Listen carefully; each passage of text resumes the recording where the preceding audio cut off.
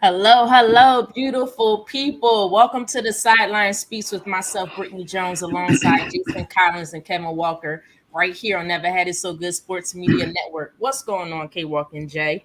Mr. Collins. All, AKA Mr. Collins. All is well. All is well, guys. Looking forward to a great one. Yeah, I'm looking forward to a great one, man. NBA playoffs is in full effect, so we got some good stuff to get into tonight. So it should Yes, be fun.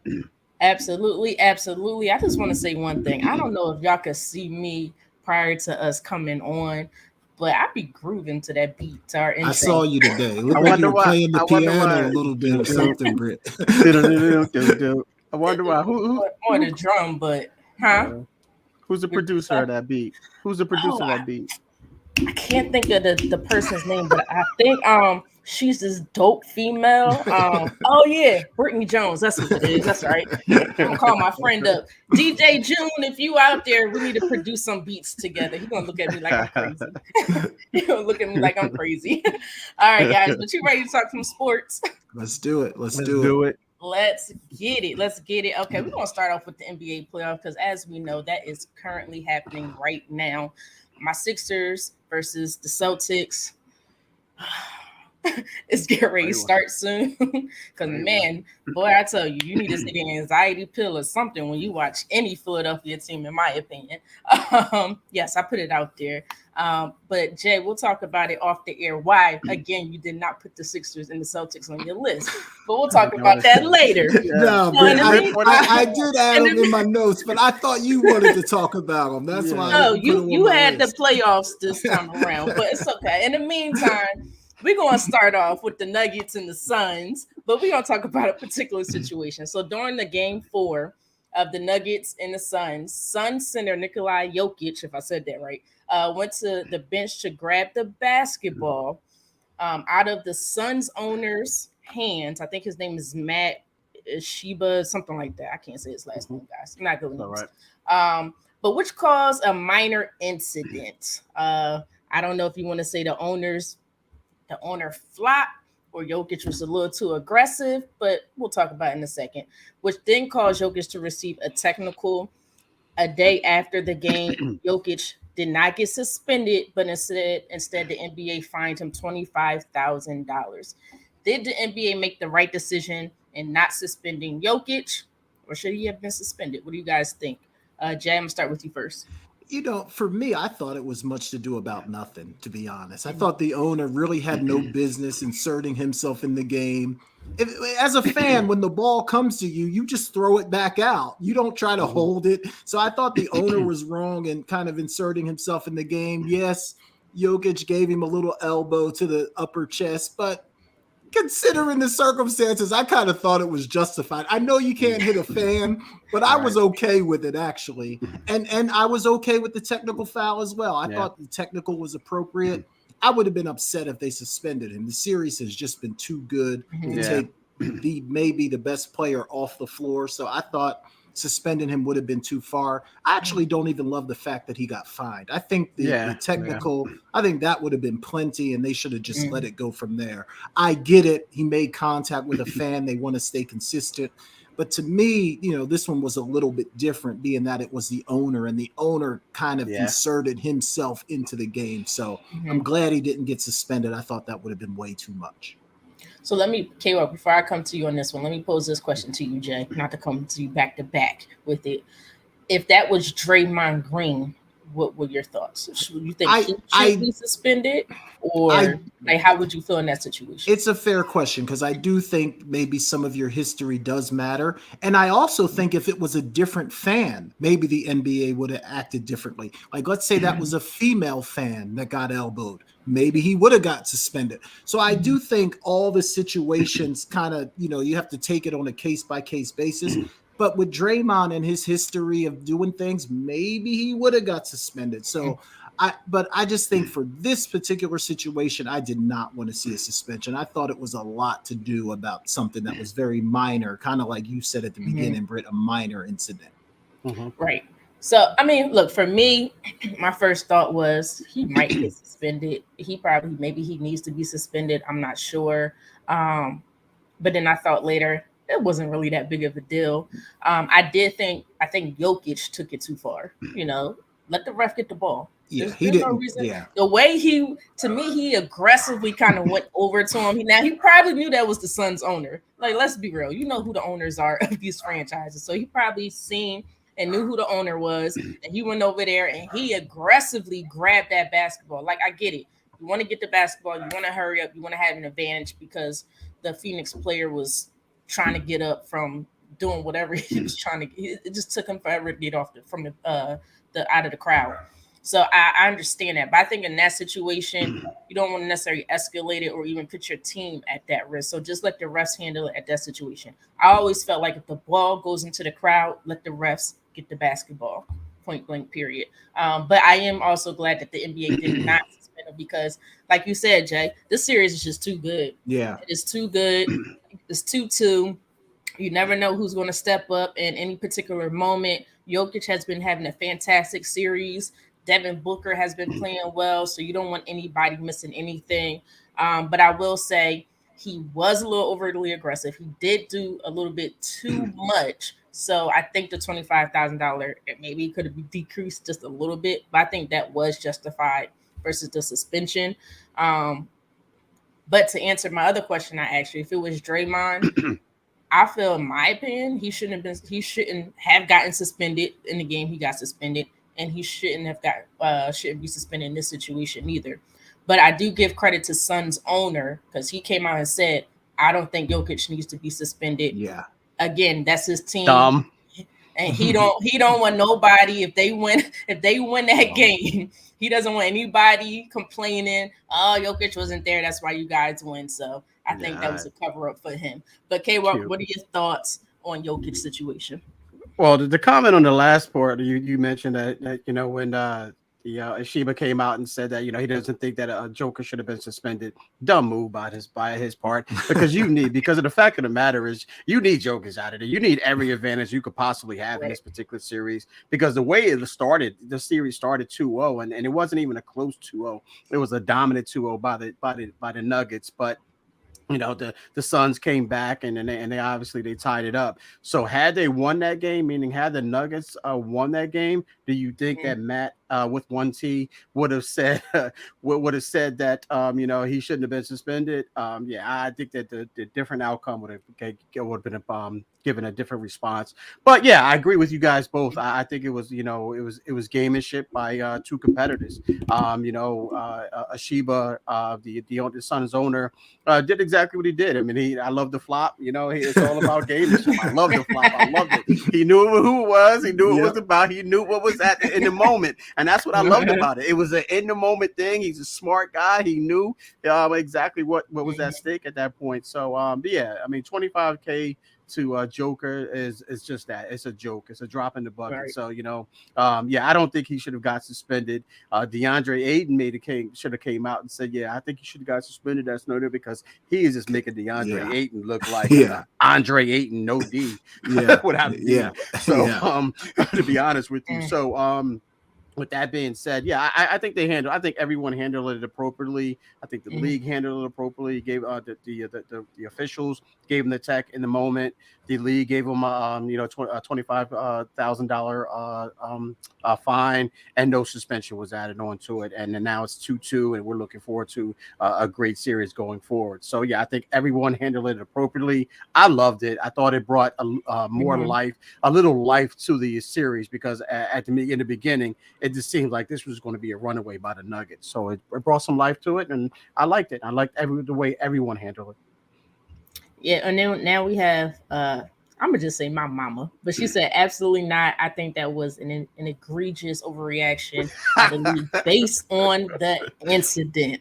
All right, mama. Yeah, use those words. I love it. I'm kind of with mom on this one. I wish agree. they wouldn't have gave him the fine either. Like that's a drop in the bucket, though. It is. He probably could find that in the armrest of his car. Yeah, like exactly. It's in his pocket change. Money. I agree with you. Ashtray money. Yeah, I agree with you. But I just felt like to him they could have just let the technical, and they could have just But you're right, K-Walk. $25,000 to a man that's making like $35 a year. It's nothing.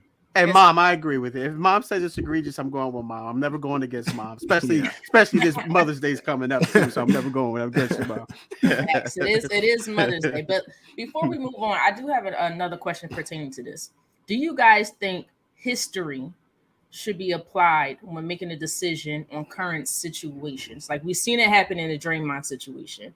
We've seen it happen with other players. Jokic is not really known for, or he doesn't really get caught. Let me make this clear, because he does his stuff too. He does some stuff. He does some stuff. I've seen him throw them elbows. He does some stuff, but he doesn't really get caught or called. They don't call it. Do you think history should play a major part in making decisions on current situations, or should they just leave it be? K-Walk, Jay, whoever wants to take this first. I kind of do, Britt, because I do think it's called a reputation for a reason, you know, and if I've got a history of always doing something a little bit dirty or kind of playing right on the edge of the line between what's clean and what's not, and then all of a sudden something happens, I feel like that's going to play into it, because I think the issue is sometimes it's hard to tell. Especially in these playoffs, there's been some things that have happened. And for me, it's been hard to tell, like, was that intentional or did that just kind of happen in the flow of the game? So I feel like if you've got a history of doing stuff and one of those calls comes up where it's kind of hard to tell, like, did he do that on purpose or did that just happen? I think your reputation is going to come into it. It's only human nature. Like if I've got a reputation for being one of those guys, I can't all of a sudden ask the league to take it on a case-by-case basis. So I'm okay with it. I get where you're going, Britt. You know, sometimes you feel like, look, we just need to look at the incident for what it is. Yeah. But I think it's hard to kind of push someone's reputation aside, especially if they've committed multiple acts. It's just hard to push that aside. All right, Judge Collins in the court of the NBA. Okay, well, what are your thoughts on that? Yeah, I agree and I disagree at the same time, because you know sometimes when you have a reputation, you build up a certain tolerance. You know, refs build up a certain tolerance. Like look at Draymond. Like some of the stuff that Draymond gets away with, a lot of guys can't do that. Can't get away with some of the stuff that Draymond gets away with because of the fact of the matter, he's Draymond. He has that reputation, but.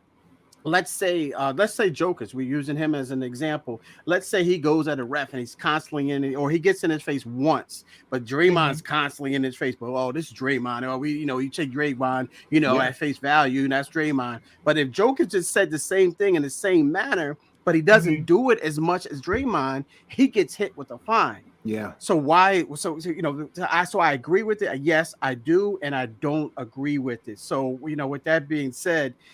Draymond's going to get away with a lot more than Jokic is going to get away with, than maybe maybe a LeBron or maybe a KD, just naming some big time names out there who don't necessarily follow that particular route, because Draymond Green is known for more of his antics than he is his ball play.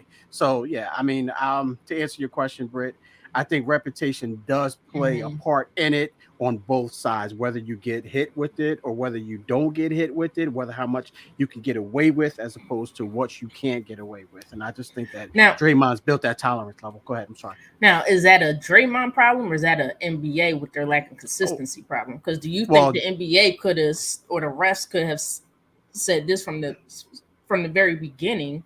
I know it's hard because the NBA has been established for over 75 years, right? And there's been different players that have been able to do. Dennis Rodman was one of them, so it's just a constant thing.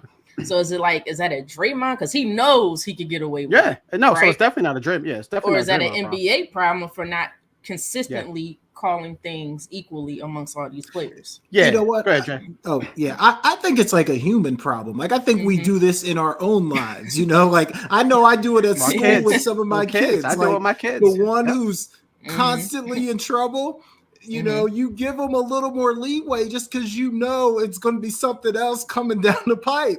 So then the ones that never do anything, they do something, and you're like, "Come on, what are you doing?" You know better than that. You know better than that. So I think it's just a human thing. I really think it's just a human nature thing. You're right, K-Walk. It works for you, and it also works against you, just kind of depending on the situation. Right. Exactly. Right. Well, I guess we'll see what happens further down the line. But Draymond, he can't keep costing his team. This may be the second time during his career that could potentially cost his team But I guess they got out of it the first time. So let's see. They might be on their way out now, though. Right, right. All right, guys, we're gonna move on. Don't worry, we're definitely gonna have more NBA in-depth playoffs. That's gonna come during Jay's segment. I'm more right now on the surface of everything.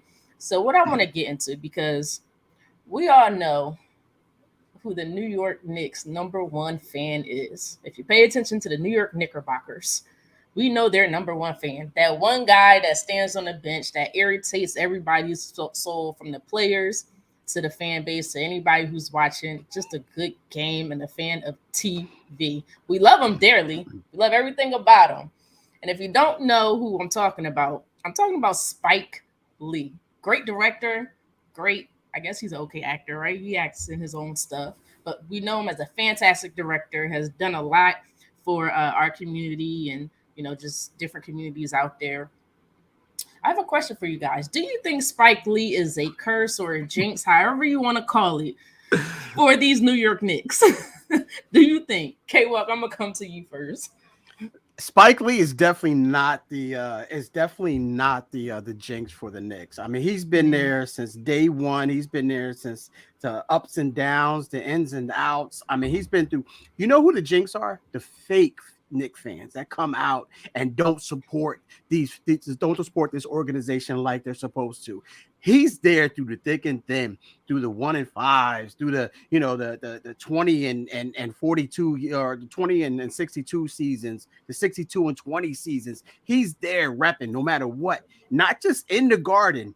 He's in the Staples Center, he's in Miami, wherever the case may be. So he's definitely not the jinx. I'm so sick of seeing these fake fans come out, these fake celebrity fans come out because the Knicks fans or because the Knicks are winning or they're in a situation to get to the next round in the playoffs. Those are the cursed guys. Those are the people that need to go. Like, I don't want to see Tracy. I don't want to see Tracy Morgan. I know he's out there more than some of these guys, but all these celebrities that you generally don't see.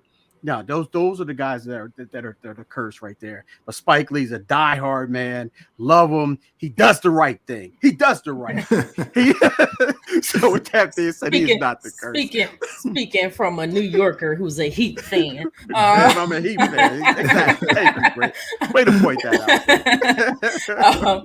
But Jay, we've seen this before. Like we've seen Spike Lee go at Reggie Miller. Reggie Miller does the choke thing. We've seen him go at Michael Jordan. And all of a sudden, these guys just kill the Knicks. It's like they turn something on just because of Spike Lee wants to irritate them and aggravate them on the court. And then you have players tell them, sit down and shut up. Yeah. We don't want to hear you. If you stop talking, then maybe we'll stop beating your team.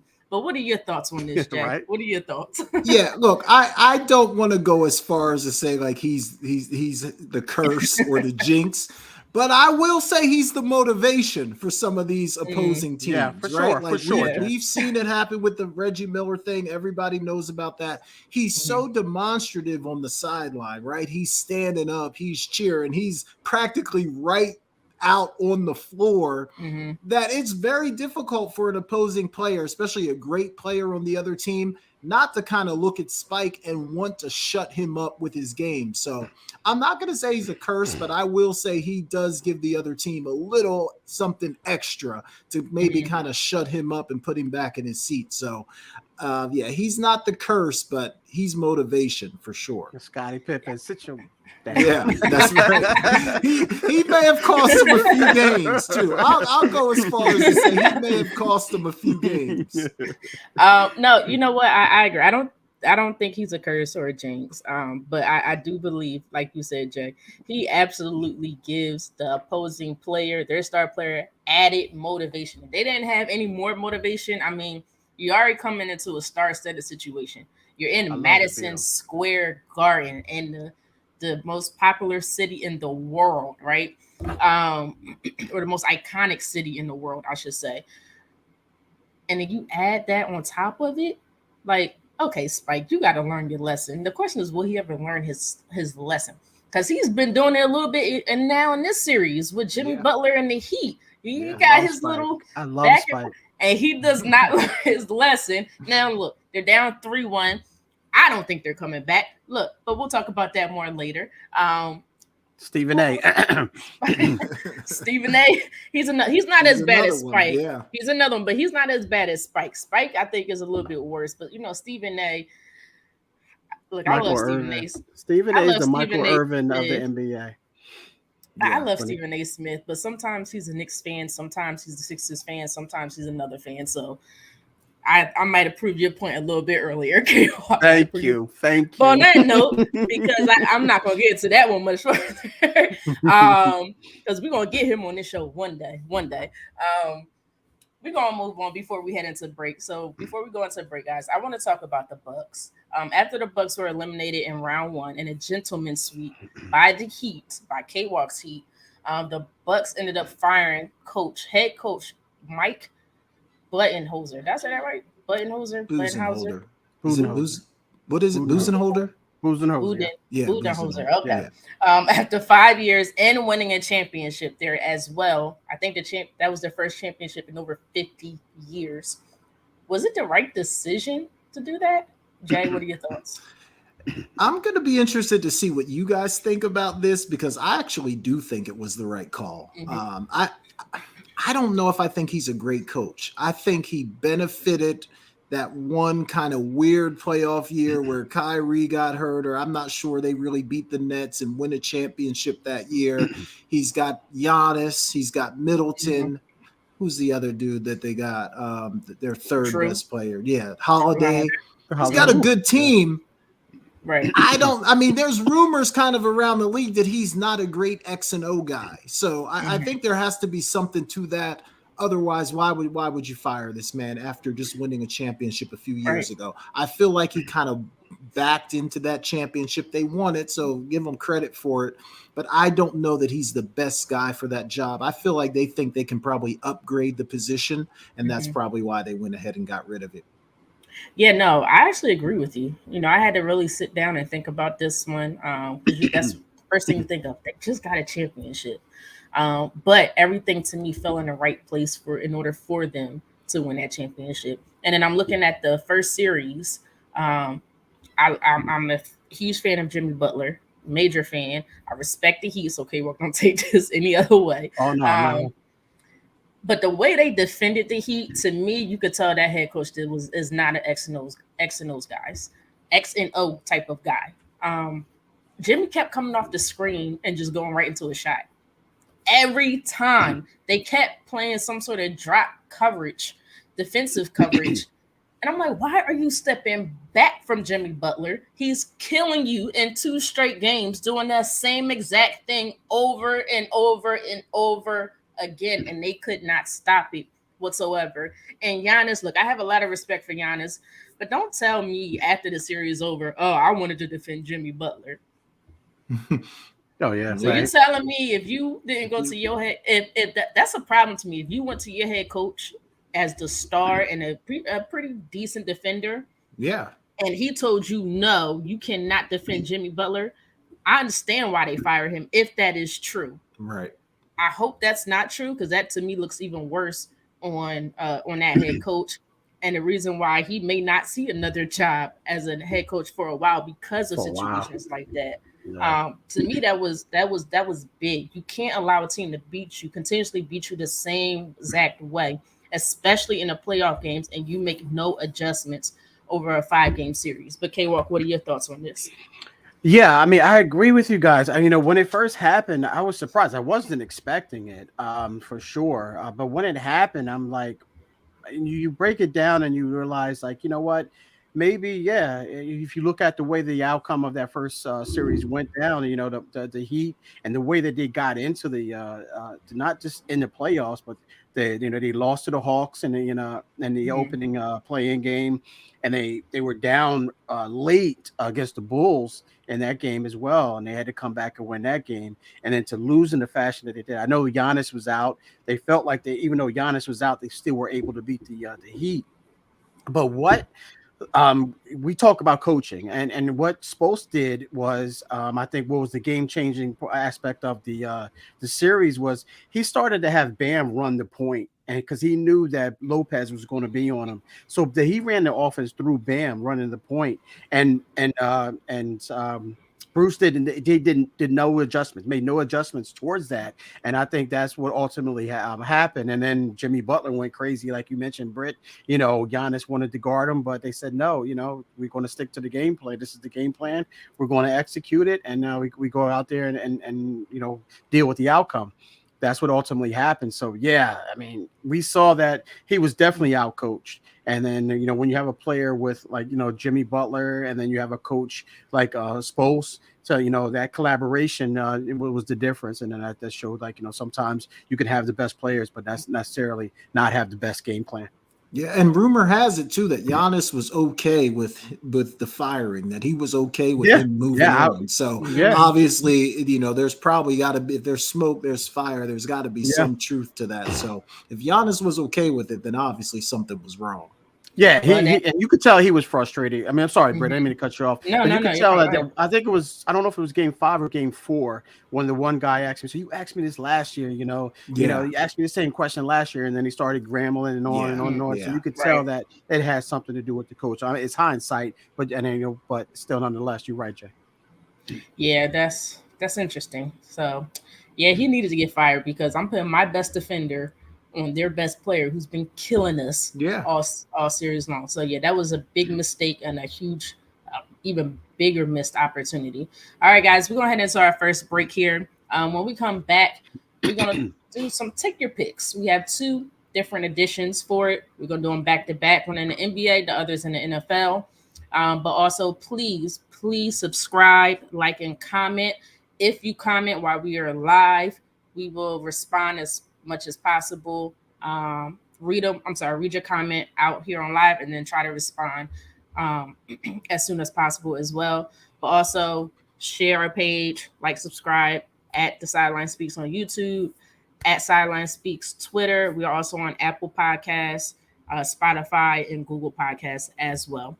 But you guys are listening to the SideLine Speaks with myself, Britne Jones, alongside Jason Collins and Kevin Walker, right here on Never Had It So Good Sports Media Network. CampLyman.com is an opportunity for my big boys to come get some work. Let's put it all together. We built from the ground up. Our cliche is it all starts up front. Once again, start, stance, hand placement, hand separation, get-offs, counter moves, a little bit of everything. Polish up those skills before your middle school or high school season began. Just come work on your craft. Once again, CampLyman.com. You're inside Never Had It So Good Sports Radio with Princess Cooper, Tim Moore, David the Duck Riley, Jason Collins, Shoshana Cook, Britne Jones, Travis McGee, Eric Scott, and Kevin Walker. We make it easy to talk sports. Welcome back to the SideLine Speaks with myself, Britne Jones, alongside Jason Collins and Kevin Walker, right here on Never Had It So Good Sports Media Network. All right, guys, prior to the break, as came and said, we're going to do what's called Take Your Picks, 2 different editions. So first, we're going to start with the NBA, since we are currently in the playoffs, and these are current NBA players edition. So you just choose one or the other. Now, disclaimer right from the beginning, these are all healthy players. Okay, so you cannot factor health into the situation. All right, no factoring of health. We're going to start with the first one. A healthy Anthony Davis at his best, or a Giannis Antetokounmpo. I don't know if I said that right, but it sounded good enough. That was good. Who you got? Take your pick. K-Walk, I'm going to come to you first. Wow. I'm going to take Giannis. I'm going to take Giannis, though. It is tough, but I'm going to take Giannis because of the fact of the matter is sometimes even not health, not factoring in the health, but sometimes AD can flake out mentally. And I'm not trying to put any, make any fun in regards to that, but sometimes he can disengage, if you will. So I'm going to take Giannis. I think he can do a little bit more on the defensive. I know AD can play defense as well. But you know what? What bothers me with Giannis is that free throw shooting at the end. Well, wait. Let me retract it. The more let me pause. Let me pause. I don't want to retract. Let me just pause. Wow. All right.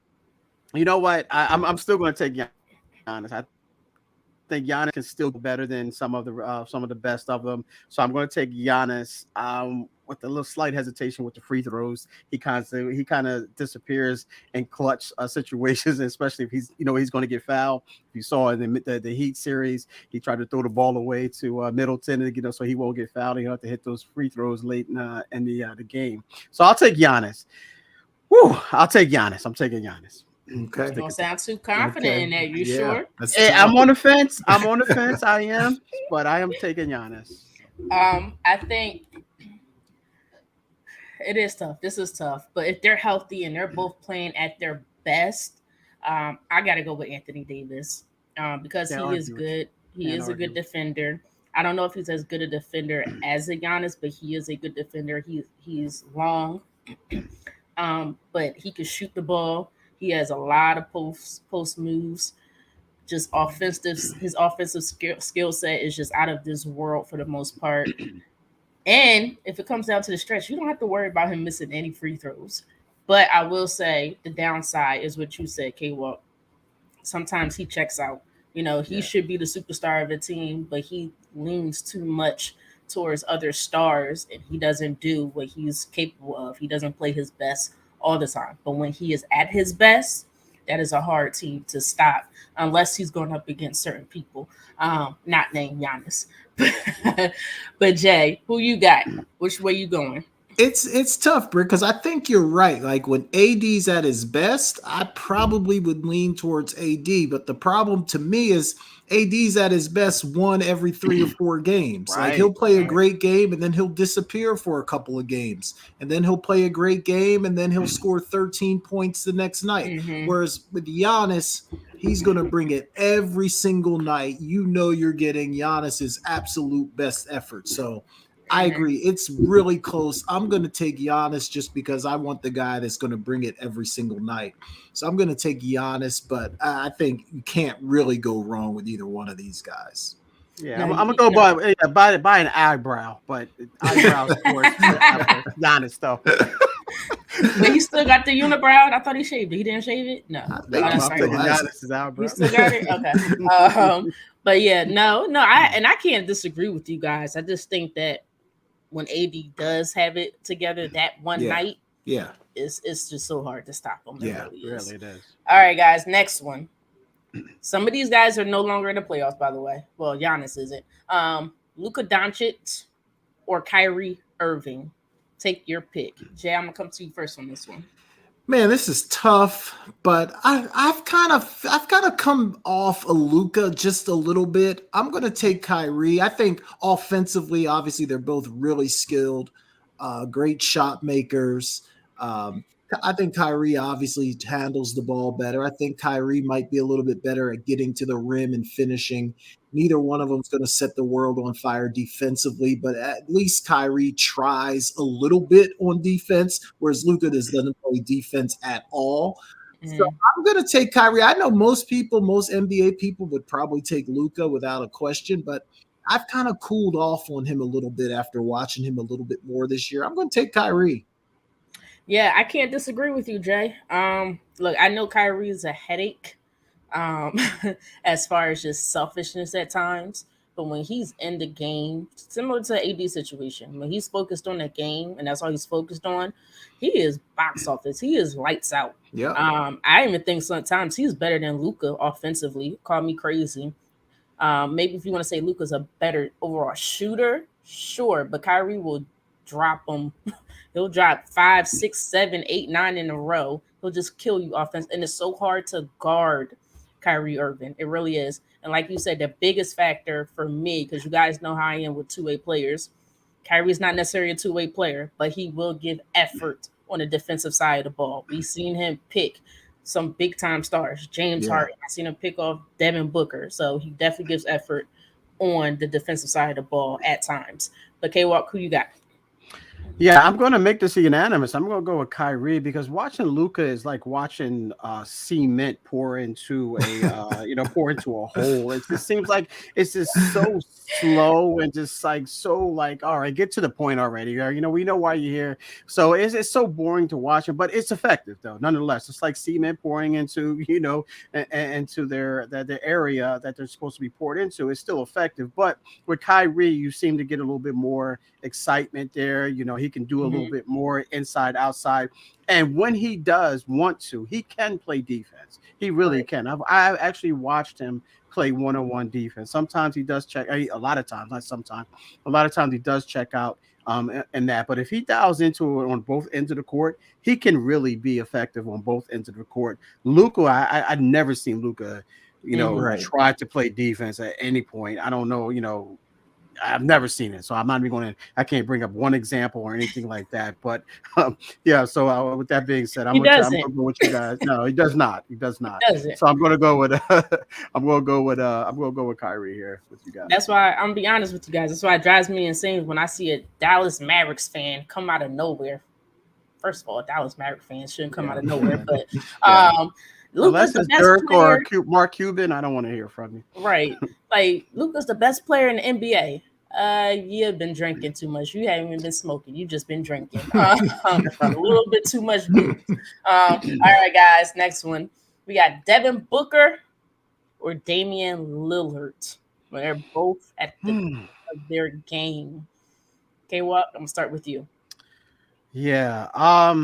I'm going to go Devin Booker, man. I mean, I love Damian Lillard. I love everything about him. Dame time. I know he can hit those deep shots, but, how often do you really want to take those deep shots? But Devin Booker, he just seems to be more consistent with it. I love his confidence. I love his swag. Not saying that Dame doesn't have that swag or have that confidence, but it's just something about Devin Booker that he's able to consistently get those 31 points. I know we see Dame get 50, 45, but those are big time games, making big time shots. With Devin Booker, it just seems so much more fluent. It seems like it's within his game. He doesn't have to stretch. He doesn't have to do all that, three-court shots, shooting from the logo, things of that nature.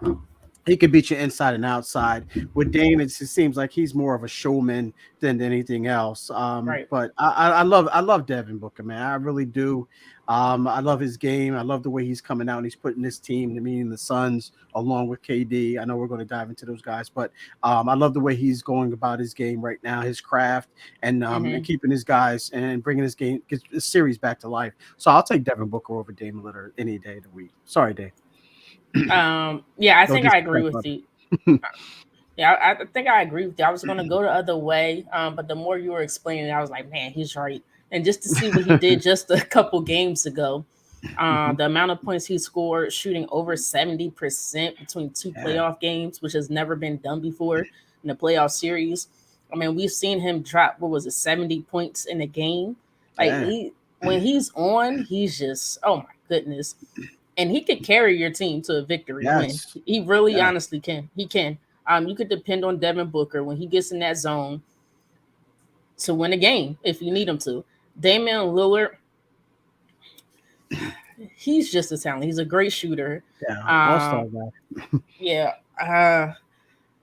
And it could be the team that he's on. Maybe if you put him on a team with a KD, with a Joel Embiid, where somebody else is the focus, then maybe we could see more. Yeah, but he doesn't play like a Devin Booker. He really, honestly, he just doesn't play like a Devin Booker. Like you said, Devin Booker, he scored on all three levels. Yeah. All three levels. He could shoot from the outside. He has the mid range, and then he could go in. I guess we just don't see enough of it from a Damian Lillard, and it's probably because where he's located also. But Jay, who you got? Take your pick. Yeah, no, I think all the accolades you guys just gave Devin Booker, and I still don't know if that does him justice. Like, this guy is phenomenal. And I just think that because he plays out west, the games come on late during the season. We don't really watch him that much. Like, he's 26 years old, and he is in his prime.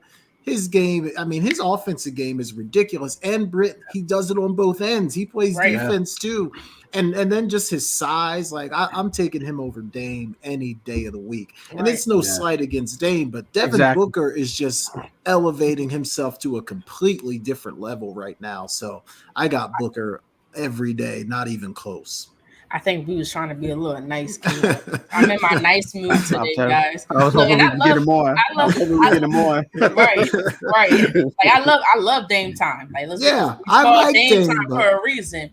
But yeah, like you said, Devin Booker, he's only 26 years old. He's at the beginning of his prime. He still has another 5-6 years. So, and he's probably only going to get better than what he's doing now, especially with the experience that he's getting in the playoffs. He is very ridiculous. All right, a couple more guys. So we're going to move to the next. Take your pick. Let's see. Big men. Tell me, guys. I'm going to ask you, big men or forwards? Which one y'all want?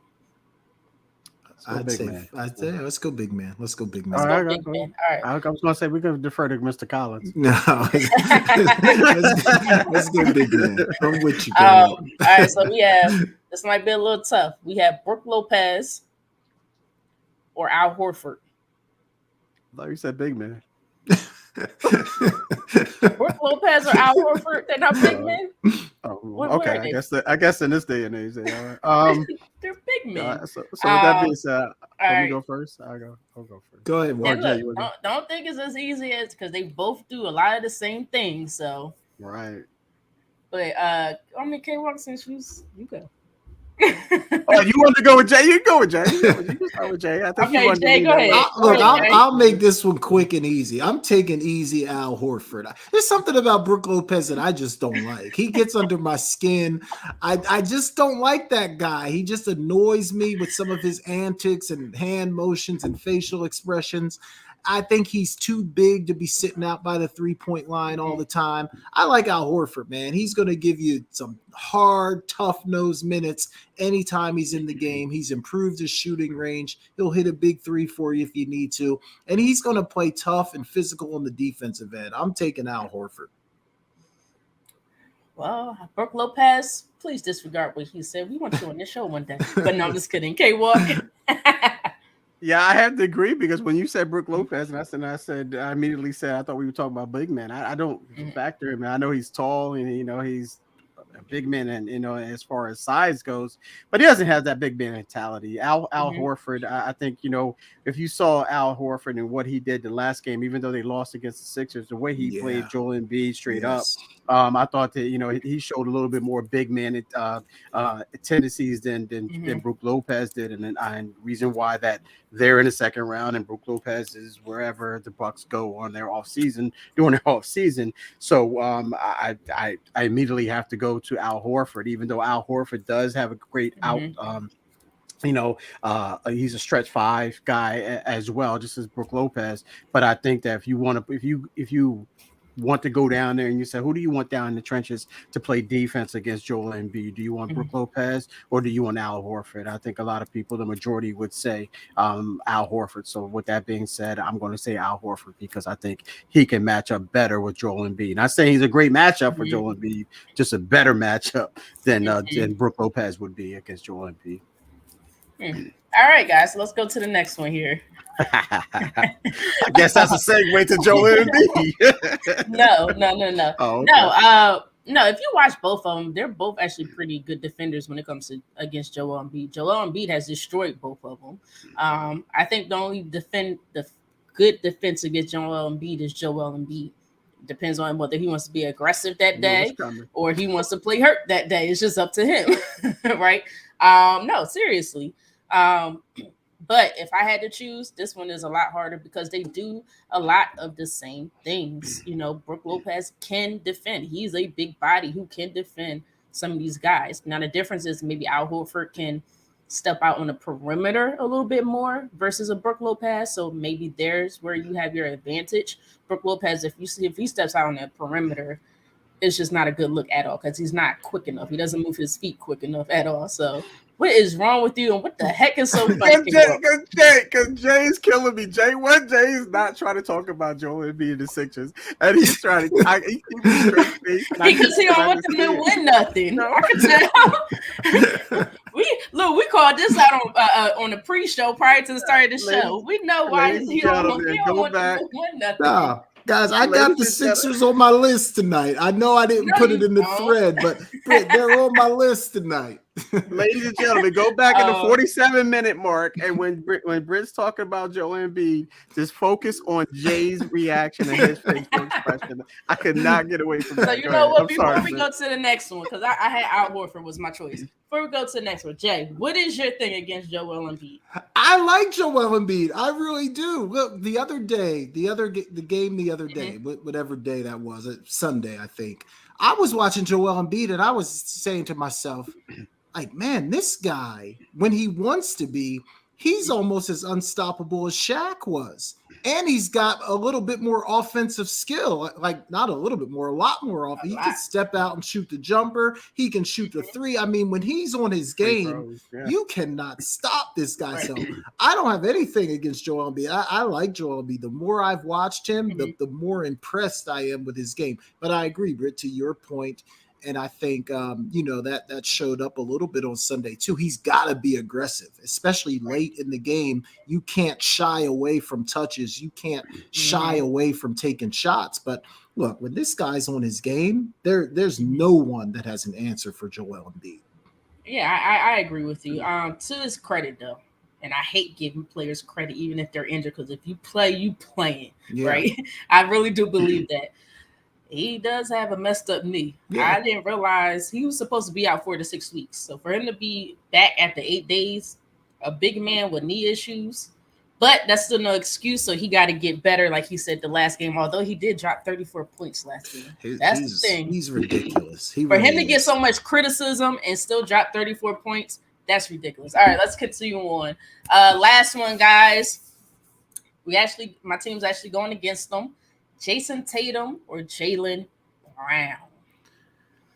And this one, I want you to look at it from this playoff standpoint, this year's.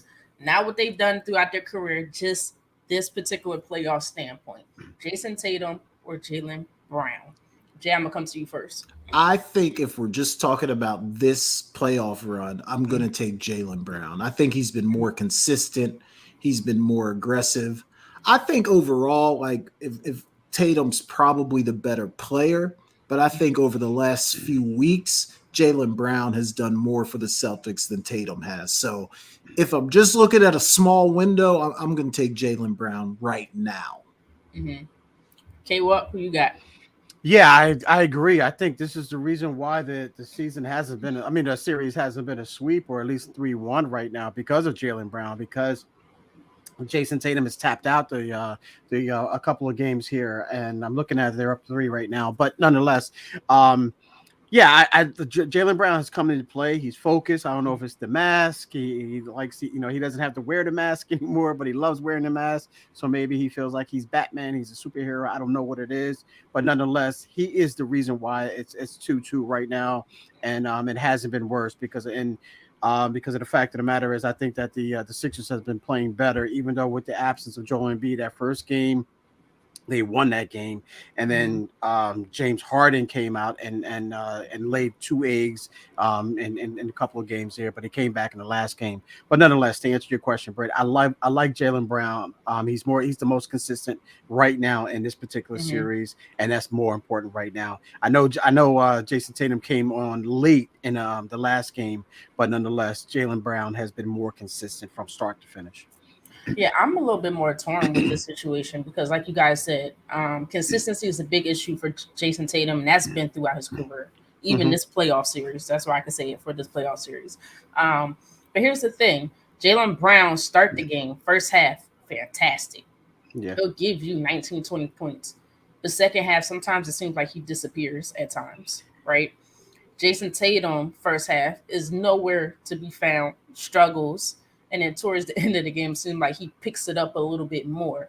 I would love to see consistency from both of these guys throughout the entire course of the game. I mean, obvious, I'm a Sixers fan. Just to have some hope. I don't want neither one of them to be consistent because this team is deep enough. But if I had to go based off just this playoff series, I agree with you guys. Jaylen Brown has been lights out compared to Jason Tatum. Let me ask you this question. Could that be that combination of when Jason Tatum falls off, Jaylen Brown picks up? Could that be a part of the game plan? Like, listen, we're going to go to you, Jaylen Brown, and then Tatum, you play Batman. So I mean, you play Robin to his Batman, and then the second half or second quarter, whatever the game plan may be, they switch roles. Could that be a part of that game plan? Because I mean, I don't see why they cannot both play well together at the same time. I think there's an identity crisis a little bit. That's what I'm saying. Yeah. Right. Because the problem with that is it sounds like a great idea, right? Batman, hey, you're Batman. No, the problem is with basketball, it's all about consistency and getting into the flow of the game, right? So if Jaylen Brown has the flow of the game starting off, it's going to be a little bit tougher for Jason Tatum to then get it towards the end of the game. He gets it at the very, lately, look at his points, maybe 23, maybe 23. It's tough to do that. It's so tough to do that. Yeah. And then one person has to cut it off, cut it on. It's a little hard to do that in basketball. This is not like running backs in the NFL. And at times it's tough for running backs to do it in the NFL, right? I think they have to understand what LeBron and D Wade had to go through in Miami that first year. You're the star. I'll play second fiddle to you and be okay with that. And I feel like they still kind of going through that a little bit. And the Warriors understood that. That's why they won that championship. Because if they're with the Celtics talent, the Warriors should have won that championship last year. They probably should win it this year again. But will they? I don't know. So I feel like too, Britt, though, these guys should have it figured out by now. Like they've been playing together for a long time. We see other duos do it, like even KD and Booker, who have only been together 18 games. They figured out, hey, you can get 40 and I'm going to get 40 as well. We see with Steph and Clay, I think it's a little different because Steph is clearly the much better player. But even Harden and Embiid, they've kind of figured out how they're going to work that situation. I saw on Sunday a little bit. I thought Brown got a little bit frustrated because, to your point, he was really on his game early. Right. And I thought they went away from him late. Yes, and I thought he was frustrated by that. So some of that might be on the Celtics and coaching, to make sure we're going to get both of these guys touches. I mean, with just the two of them, you would think that there should be plenty to go around when you're just talking about two guys trying to share the ball. Yeah. No, and you're right, but you still have to identify that. Look at KD and Booker. KD has no problem being set. Well, he doesn't. We all know that. We know that. We know he has no problem with that. He don't have no problem with that. Yeah, but it's he's still good that with being a side chick. understanding. He's good with being a side chick. It's still that understanding. Hey, I don't mind dishing it to you late in the game. You take over. I still think, although they're young, they still have time to figure out if they choose to. I feel like Jaylen Brown wants to be a star. Jason Tatum wants to be a star. And we know this is going to be Jason Tatum's team. No ifs, ands, or buts about that. But they have to know within that organization. Outside of that, they're a fantastic team. They're a great team. I think sometimes, though, Tatum will force a shot late. Right. The thing, we could say what we want about KD and Book and even LeBron at times. I think, sometimes just making the right play. Why am I going to force up a three if I can just kick it to somebody else? And sometimes I think Tatum becomes a victim of trying to be the guy at times when he could just make the right play and give the ball up. So, yeah, they definitely need to figure it out. Yeah. Right. All right, guys, we're going to move on because my segment's almost ended. We still got a couple more things to get through here. We're going to take your pick, the second edition. I'm only going to do probably about 3 of these. Due to time restraints here. So the first one, let me explain to you what this edition is. This is NFL games. So I'm going to give you 2 games. You tell me which game you would prefer to attend. Point blank, period. And this is actually an honor because the NFL schedule is getting ready to be released very soon, which for some reason is a big old fiasco. So I said, let's do this. Let's do it this way. First one, we're going to start with a banger. We have the Eagles versus the Chiefs. Repeat of the Super Bowl, or the Chiefs versus the Bengals. Which one would you prefer to see? Jay, I'm gonna come to you first. Well, since we already know what's going to happen with Eagles Chiefs. Oh, shots fired. My heart hurt on that one. No, I'm kidding, Brett. I'm kidding. It's just a joke. That's why you actually think you know what? That's tough because both of these are going to be good. Like the Chiefs and the Bengals, they have some classic games. Like those are really, really good games. But I think I'd rather see Chiefs Eagles just because Jalen Hurts has come on and that Philadelphia defense with some of the pieces they've added going up against Patrick Mahomes. I think for me that'd be must see. So I'm going to take Eagles Chiefs. Yeah, Jay always know how to hurt my feelings. Don't he? He just came right at me, and I can't even get him back to Brooklyn Nets because he don't even support them anymore. Nope, no loyalty. All right, K-Walk, who you got? Eagles Chiefs or Chiefs Bengals? What is the first game of the season? Where we at in the game? Can I lay that out? Playoffs. Oh, well, playoffs. If it's Eagles, playoffs. Chiefs, It's a Super Bowl. Yeah. Super it's Bowl. just regular playoffs. We're not doing Super Bowl. Just regular playoffs. Matter of fact, change it. Monday Night Football. That's what I was gonna ask because I want to know what the severity of this is. Because the motivation will be so much different between all the players depending on the importance of the game. So with that being said, I'm going to take the Eagles and the Chiefs because I think they have a lot to prove. I think they felt like they were a turnover away, a play away, from winning their second or third Lombardi Trophy for that organization. I feel like that was a shot a little bit, but no, definitely not. Truth. No, that's what I'm saying. No, I wasn't. No, I can't make that up. So I think they have that. I want to get back to meaning the Eagles. I want to get back to that. I want to beat, to beat the champ, you got to beat the champ. So I want to get back to that mentality, and I think that both teams have improved in the offseason, especially the Eagles. And they would say, listen, okay, now I got my big brother here, my uncle, my, cousin, whatever you want to call him, right now we reloaded. We reloaded. So I want to see the Chiefs Eagles rematch. I think the Bengals and Chiefs, I don't know if the Bengals did enough. I know they got better, but I don't know if they got, enough to make you say, I'd rather see them versus the Chiefs than the Eagles versus the Chiefs. I'm going to say Eagles versus the Chiefs is what I want to see. Yeah, I'm gonna go the same route. And I'm not saying this as a Super Bowl fan, as an Eagles fan, guys. Although that field was slippery. You better. I'm just playing. Now should it have been an Eagles win? Probably, but it didn't turn out that way. But I would still love to see the Eagles versus the Chiefs with this type of play from Jalen Hurts. Because to me, I don't care what anybody says, he was the best player on the field that day. Can he be the best player on the field the next time they play? Like you guys said, both teams improved. The Eagles defense took a hit, and then they regained some of those pieces. And we'll see what happened where those pieces go. K-Walk, I better not see your face about Javon Hargrave because I don't care anymore. I was hurt at first, but I don't care anymore. All right. That's fine by us. But no, Eagles, Chiefs. I would really love to see that rematch again, and that's probably going to be maybe week 2 or week 3. It's definitely going to come. All right, next one. This is both the teams this is K-Walk's team and what Jay's team was supporting during the season. So we have 49ers versus Cowboys or Bills versus Chiefs. So whatever quarterback versus Prescott or Allen versus. I know, right? Okay, well, I'm gonna come to you first. Which one would you prefer? Don't do it from a fan standpoint, although it's hard. No, I think no matter who the quarterback is for the 49ers, and ladies and gentlemen, I'm not just speaking from a 49er standpoint as a fan. I think the 49ers are extra motivated. I think they realized that they were one play away from winning or going to the Super Bowl. I'm not saying winning the Super Bowl, but they wholeheartedly believe, and I do too, that if Brock Purdy would have stayed healthy in that game against the Eagles, it would have been a different outcome.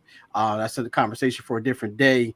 So with that being said, we don't see the Cowboys as being a threat. We label them as them being the Cowboys.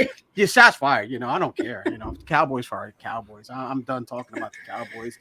They are who they are. They didn't get any better. A lot of people graded them as being the worst of the draft. that's just, going into it. I mean, we all know that that's, that all remains to be seen, years down the road as far as who had the better draft. But with all that being said, you said the Bills and Chiefs, correct? Mm-hmm. That's a good one too. I don't think anybody want to see the 49ers and Cowboys because of the Cowboys. So I'll say the Bills and Chiefs because you have two dynamic quarterbacks going head to head, and then both teams have improved where they needed to improve at. So I'm going to take the Bills and Chiefs. I think that's a must see. You got Josh Allen, you got Patrick Mahomes. And again, they improved. So I want to see that game. I really want to see that game. And even if my 49ers were playing against the Cowboys and they're locked up and I can only put on one channel, ladies and gentlemen, and I'm not blowing smoke, ladies and gentlemen, I would want to see the Bills and Chiefs for sure over that other game.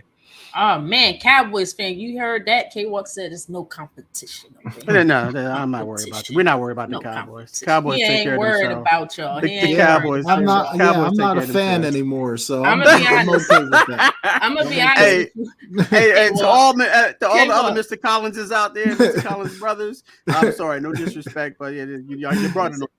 You brought it on yourself, as Martin would say back in the day. You brought it on yourself. But K-Walk, I love it. I ain't got no problem with you saying that because I can't stand it to save my life. But Jay, what's your thoughts? Which game would you prefer to see? No, I agree with K-Walk. The quarterback play in the Chiefs-Bills games has just been outstanding. Those games usually come down to whoever has the ball last. So I definitely would watch that over 49ers and the Cowboys. And I agree with K-Walk. I don't think the Cowboys are going to be very good this year, or I don't think they're going to make any serious noise in terms of a deep playoff run. So, yeah, give me Bills and Chiefs all day long on that one. All right, last one, guys, and then we are going to break. Last one. Let's see. We kind of did the Bills and Chiefs already, didn't we? So I'm going to have to change this up just a little bit here. We're going to do Eagles versus Cowboys. So this one, I want you to go a little bit more history. Okay, more of the history, not just this year. You could include this year too, but more history. Eagles versus Cowboys, or Baltimore versus the Patriots? Yeah, Baltimore versus the Patriots. Actually, it might be too easy. That still might be too easy, but let's see what y'all say. I probably should have said the Steelers, but let's go Baltimore versus Patriots. Jay, which one you got? I got to go Eagles Cowboys here. If you're talking about history, growing up in South Jersey, NFC East, I mean, for me, I got to go Eagles Cowboys here. I don't really enjoy watching the Patriots. I know they've been a great organization. I know they've won a lot of championships, but they're not a team that I like watching. I'll take the Eagles and the Cowboys on this one. Okay. You know what? This might be a unanimous situation. I don't know. I probably made this too easy. I'm thinking I should have switched to the Steelers, but I didn't. It's okay because we don't have time. Eagles versus Cowboys. Y'all already know what it is. I ain't got to explain much to you. It's like the mini Super Bowl to the actual Super Bowl in Philly, and I'm pretty sure it's the same way in Texas. But K, what your thoughts? Yeah, I'll make this easy. It's kind of like when you were in high school and then you asked this question. It's like, what are you making in home ec when it comes down to the Patriots and the Ravens, or what are you playing in gym with the Eagles and the Cowboys? You're not worried about what's going on in home ec. At least I'm not. I'm worried about what we play in the gym. What we play in gym? Do we play dodgeball? Do we play volleyball? Do we go outside? Do we go on the track? You want to do something more athletic and something more entertaining. So with that being said, I'm gonna take the Cowboys and Eagles with all of those great names. I mean, I was actually watching Randall Cunningham the other day, and Chris Carter. Oh my God, I was watching a lot of football, ladies and gentlemen. I'm dying hard. I'm dying for some football, Jay. Not USFL. I'm not ready to go there yet. But and Michael Vick. I was watching some Michael Vick as well. So yeah, Cowboys, Eagles over the Ravens and Patriots for sure. Yeah, I'm gonna have to switch it up next time. Maybe I'll do. I can't even think of a good rivalry at this moment because that's like one of the biggest ones outside of Cowboys, Giants or Eagles Giants. I know was another big one throughout history as well. Anything you put in the NFC East is great. All those exactly. Yeah, that's great. That's a little tough. That's a little tough. All right, guys. Again, we're gonna head into break, but before we go into break, I'm gonna please ask you again. Please like, subscribe, and comment. Share our channel at the SideLine Speaks. It's just youtube.com/sideline, the SideLine Speaks. Also, we're on Twitter. Please follow us on Twitter at SideLine Speaks.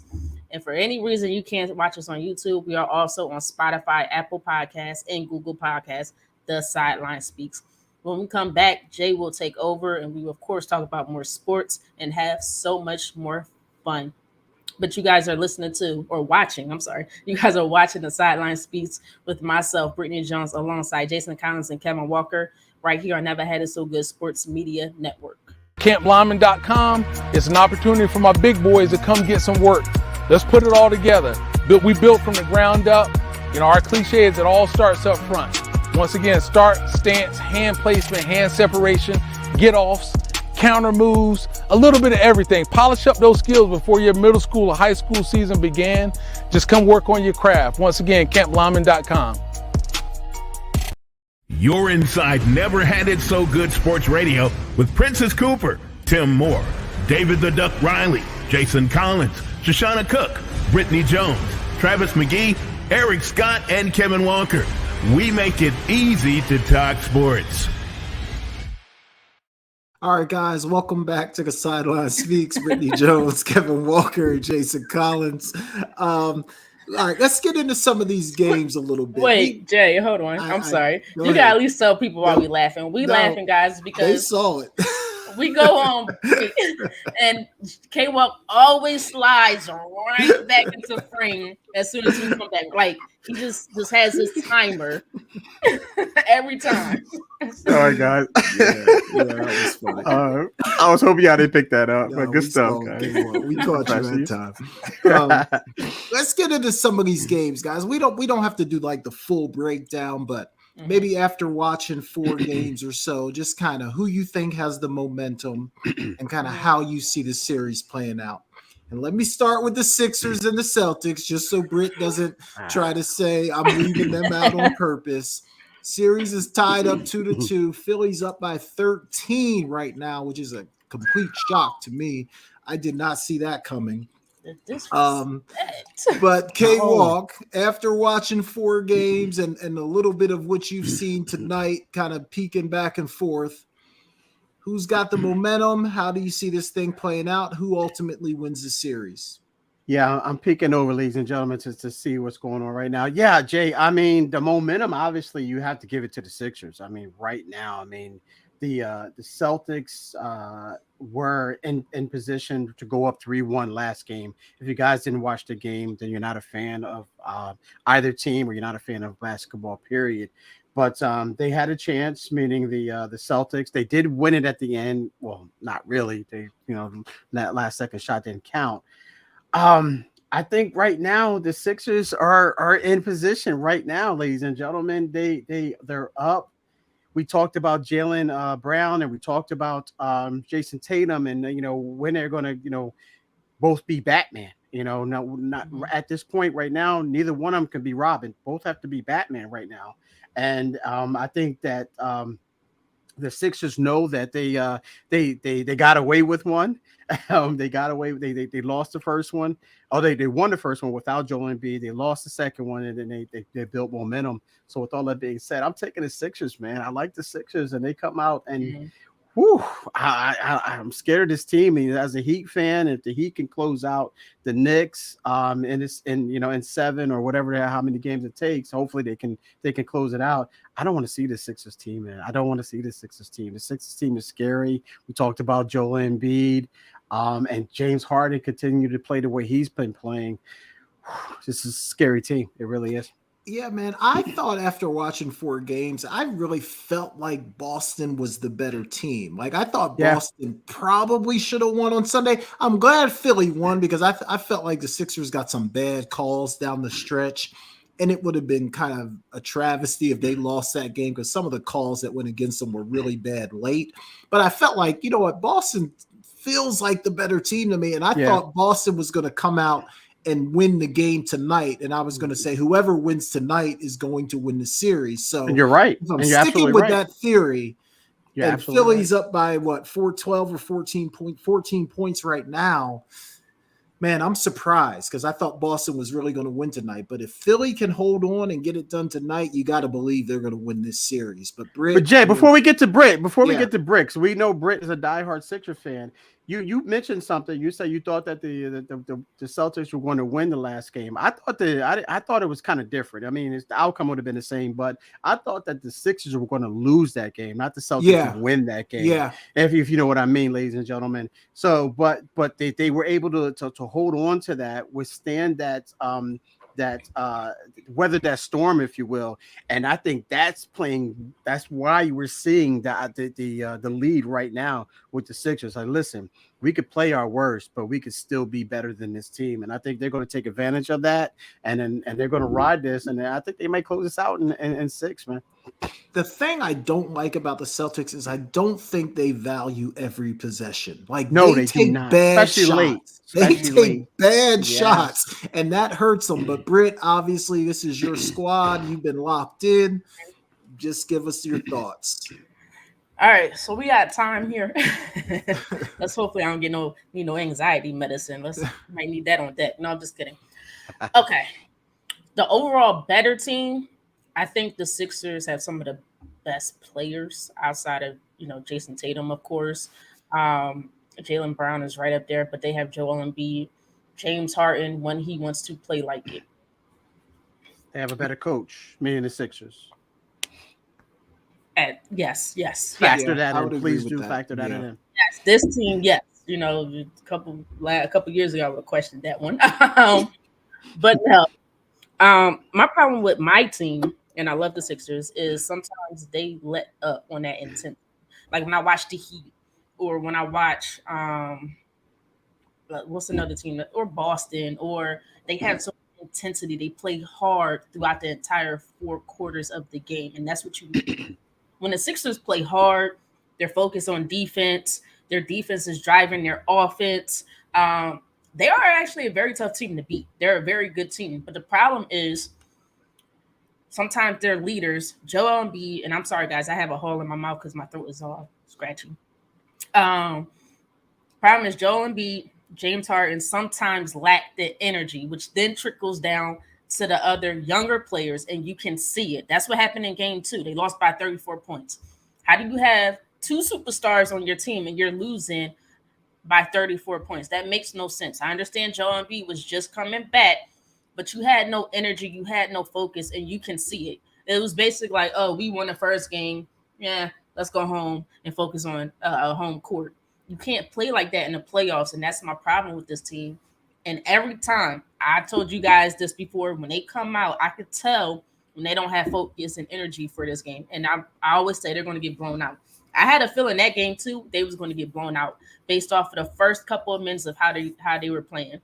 And it's so hard for them to change that. They can't change it. Because like I said earlier, it's hard to just turn it on, turn it off. Sixers are one. If it's not turned on, it is not going to be turned on later in the game. It's going to stay off. And that's their problem. Their talent is not necessarily the problem. We don't have as much talent as Celtics do coming off the bench. We're nowhere near as deep, and I think you need more consistency from the bench play. That plays a huge factor. Overall, to me, the better team, the Celtics, absolutely, from front to bottom, front to back. Sixers have 2 of the best players on their team, and you just hope that translates. But I mean, we'll see what happens. I'm hoping the Sixers win, if I'm being truthful to myself, and I don't. I actually have the Celtics in like 7, but I want the Sixers to win in 6. I think if the Sixers win tonight, they can win at home in Game 6. That's what I'm hoping for, because this is the team I did not want to face. I wanted to face the Bucks. I didn't want to face the Celtics. Yeah, I'm saying as a Sixers fan, I can't stand the Celtics. We're rivals, but I just thought the Bucks were a little bit easier, and they showed that. Yeah. I said I didn't like that Boston took bad shots. The thing I don't like about Philly, or at least I didn't like in game 4, to me, when it was like down the stretch, the last 2-3 minutes, they look like they got tight. Like there was nobody that wanted to like step up and take over the game. And Embiid passed up on some shots. Harden didn't like they need to have that killer instinct down the stretch. Now maybe they'll work all that out tonight if the game gets close. But I feel like they're much more comfortable when they're playing with an 8-10 point lead. If it's close, I don't know. They seem like they tightened up a little bit for me. Well, so I think if it's close with the Celtics, I actually will say the Sixers will win that game because the Celtics, it's so weird with the Celtics. It's like they could close quarters fine, but when it comes to the fourth quarter, it's just like they still don't understand how to necessarily win the game when it's that close. And we see that two straight games in this series with the Sixers winning both of those close games. Yeah, James Harden takes over. PJ Tucker makes a timely or gets a timely offensive rebound, puts it back up for a late and one layup. So it's just like the Sixers have the players to understand how to close the game. But if it's the Celtics have a larger lead over the course of the game, Sixers, they're not coming back. Yeah, PJ Tucker. Oh, go ahead, K. No, I was going to say you made a great point because that's why I alluded to earlier when we were talking about Giannis and I think I forget who else we were comparing them to, but nonetheless, in that series against the Heat, he didn't want they wanted to foul him and he wanted to get rid of the ball just immediately because he didn't want that pressure of missing or making those free throws. So great point there. Yeah. Like, and even though PJ Tucker hasn't shot the ball well, like he's really valuable to Philly. Just the attitude, the presence that he brings to the floor, like he definitely brings a lot of value. Miss him and I don't miss him. But if you look real quick before we move on, if you look at the game, it was just a 16, 17 point lead down to what is that, like 9 or 11? It's a game it's about to be 9. But that's what I mean. It was just a play that just happened where the Sixers just made a boneheaded decision. I don't know what they did, and it caused them to turn the ball over, and that's the problem with the Sixers. Boston's going to make this thing close before it's over. Like I don't think this is going to be a runaway. I think Boston's going to get back in this thing for sure. Absolutely, and it's only the first half, but the Sixers have to play. I'm not going to say a perfect game, but a close to perfect game against this type of team. Yeah. All right, let's go to Phoenix and Denver. Last week, it looked like the Suns were dead in the water. They were down 2-0. They had no answers whatsoever. They come back and win 2 at home. We talked about Devin Booker earlier. He's been absolutely out of his mind. KD is starting to come on and kind of get back to his old self as well. K-Walk, after seeing 4 games, who has the momentum? Who do you think wins this thing? Yeah, man. I mean, a lot of people don't believe in momentum. I do, and I think that the Phoenix Suns have the momentum right now. I mean, you think that we mentioned it. I mentioned it. Last week is that I thought the Phoenix Suns didn't have enough because coming off of their bench. They needed more from Devin Booker. They needed more from KD. To use my Charles Barkley phrase, I'm going to use two words here, Devin Booker and Kevin Durant. I know that's 4 words, ladies and gentlemen. I don't know if you guys saw that video or not. I've seen it. Yep. But those 2 guys need to step their game up. Andre Ayton, I can't call him DeAndre Ayton because there's no D in his game. There's no D in his name. There's no D in his game. So what that means is that the result's going to be the same at 3 out of 4 weeks. I rhyme, ladies and gentlemen. But yeah, I think that when you factor all of that into it, I mean, Devin Booker is playing outstanding. Kevin Durant understands that this is what we have to do. I don't know what they did. They sat in the sauna. They sat in the spa. Said, "Listen, D-Book, KD, we have to carry this team to the next round if we want to do this. We have to be those dudes, man, because we don't have anybody off the bench. And if you look at their minutes per game, they have gone up tremendously. So with that being said, if they can stay healthy, knock on wood, I hope they do, because I think, those guys, the play of those 2 guys is going to be significant in this matchup. So with that being said, I do believe the Suns have the momentum. And I do believe, because we always say that the series does not start until the road team wins the game. So we'll see what the Suns can do tonight for sure. Yeah, okay, well, I agree with all that. The only other thing I'll say though is Phoenix has no answer for the Joker. Like they have absolutely no answer for him. He's getting whatever he wants, whenever he wants, however he wants. Like they can absolutely not stop him. Yeah. But I'm hoping the combination of KD and Book is enough to get my Phoenix Suns over the hump. But Britt, what say you? What do you think? How's this one going to play out? Devin Booker. They'll lean on Devin Booker and Kevin Durant. That's all I'm going to say because, like you said, DeAndre Ayton. I've watched him, and he's such a talented guy. That's what makes you so frustrated with him. Like he gives no effort. That's the biggest thing. I don't care if it's Jokic. I understand Jokic is a little bit bigger than you. Jokic is slow as I don't know what. You're talking about somebody that moves slow. He's awkward and slow. He's like a sloth out there on the court, but it works, right? Yeah. All DeAndre Ayton has to do is give effort. I've seen so many rebounds come off that rim. Well, Jokic is basically just standing there, and DeAndre Ayton's like, "Go ahead, it's yours." And I'm just like, "What the heck is wrong with you? Just give a little bit of effort." Now, I do think because the Suns have KD and Booker, that they still have enough to win, which is the crazy part, right? Because you need your role players. But maybe they should really look into giving Landry Shamet a little bit more playing time. Yeah. The thing about Landry Shamet, because he was on the Sixers, so I am very familiar with him, is he'll have games where he goes off, constantly making threes, but then he'll have games where it's complete dud. So he has to really be motivated and energized. And if you start him, he'll play fantastic in the starting lineup. So that's the thing. But I think I'm gonna give this one to the Suns. Yeah. And real quick, Jay, just I want to make one more point. I think that Monty Williams, what he should do, he should sit down DeAndre Ayton and say, listen, and show him the film of Al Horford against Joel Embiid. No disrespect to Joel Embiid, but just listen. He's outmanned. No. You know. I know.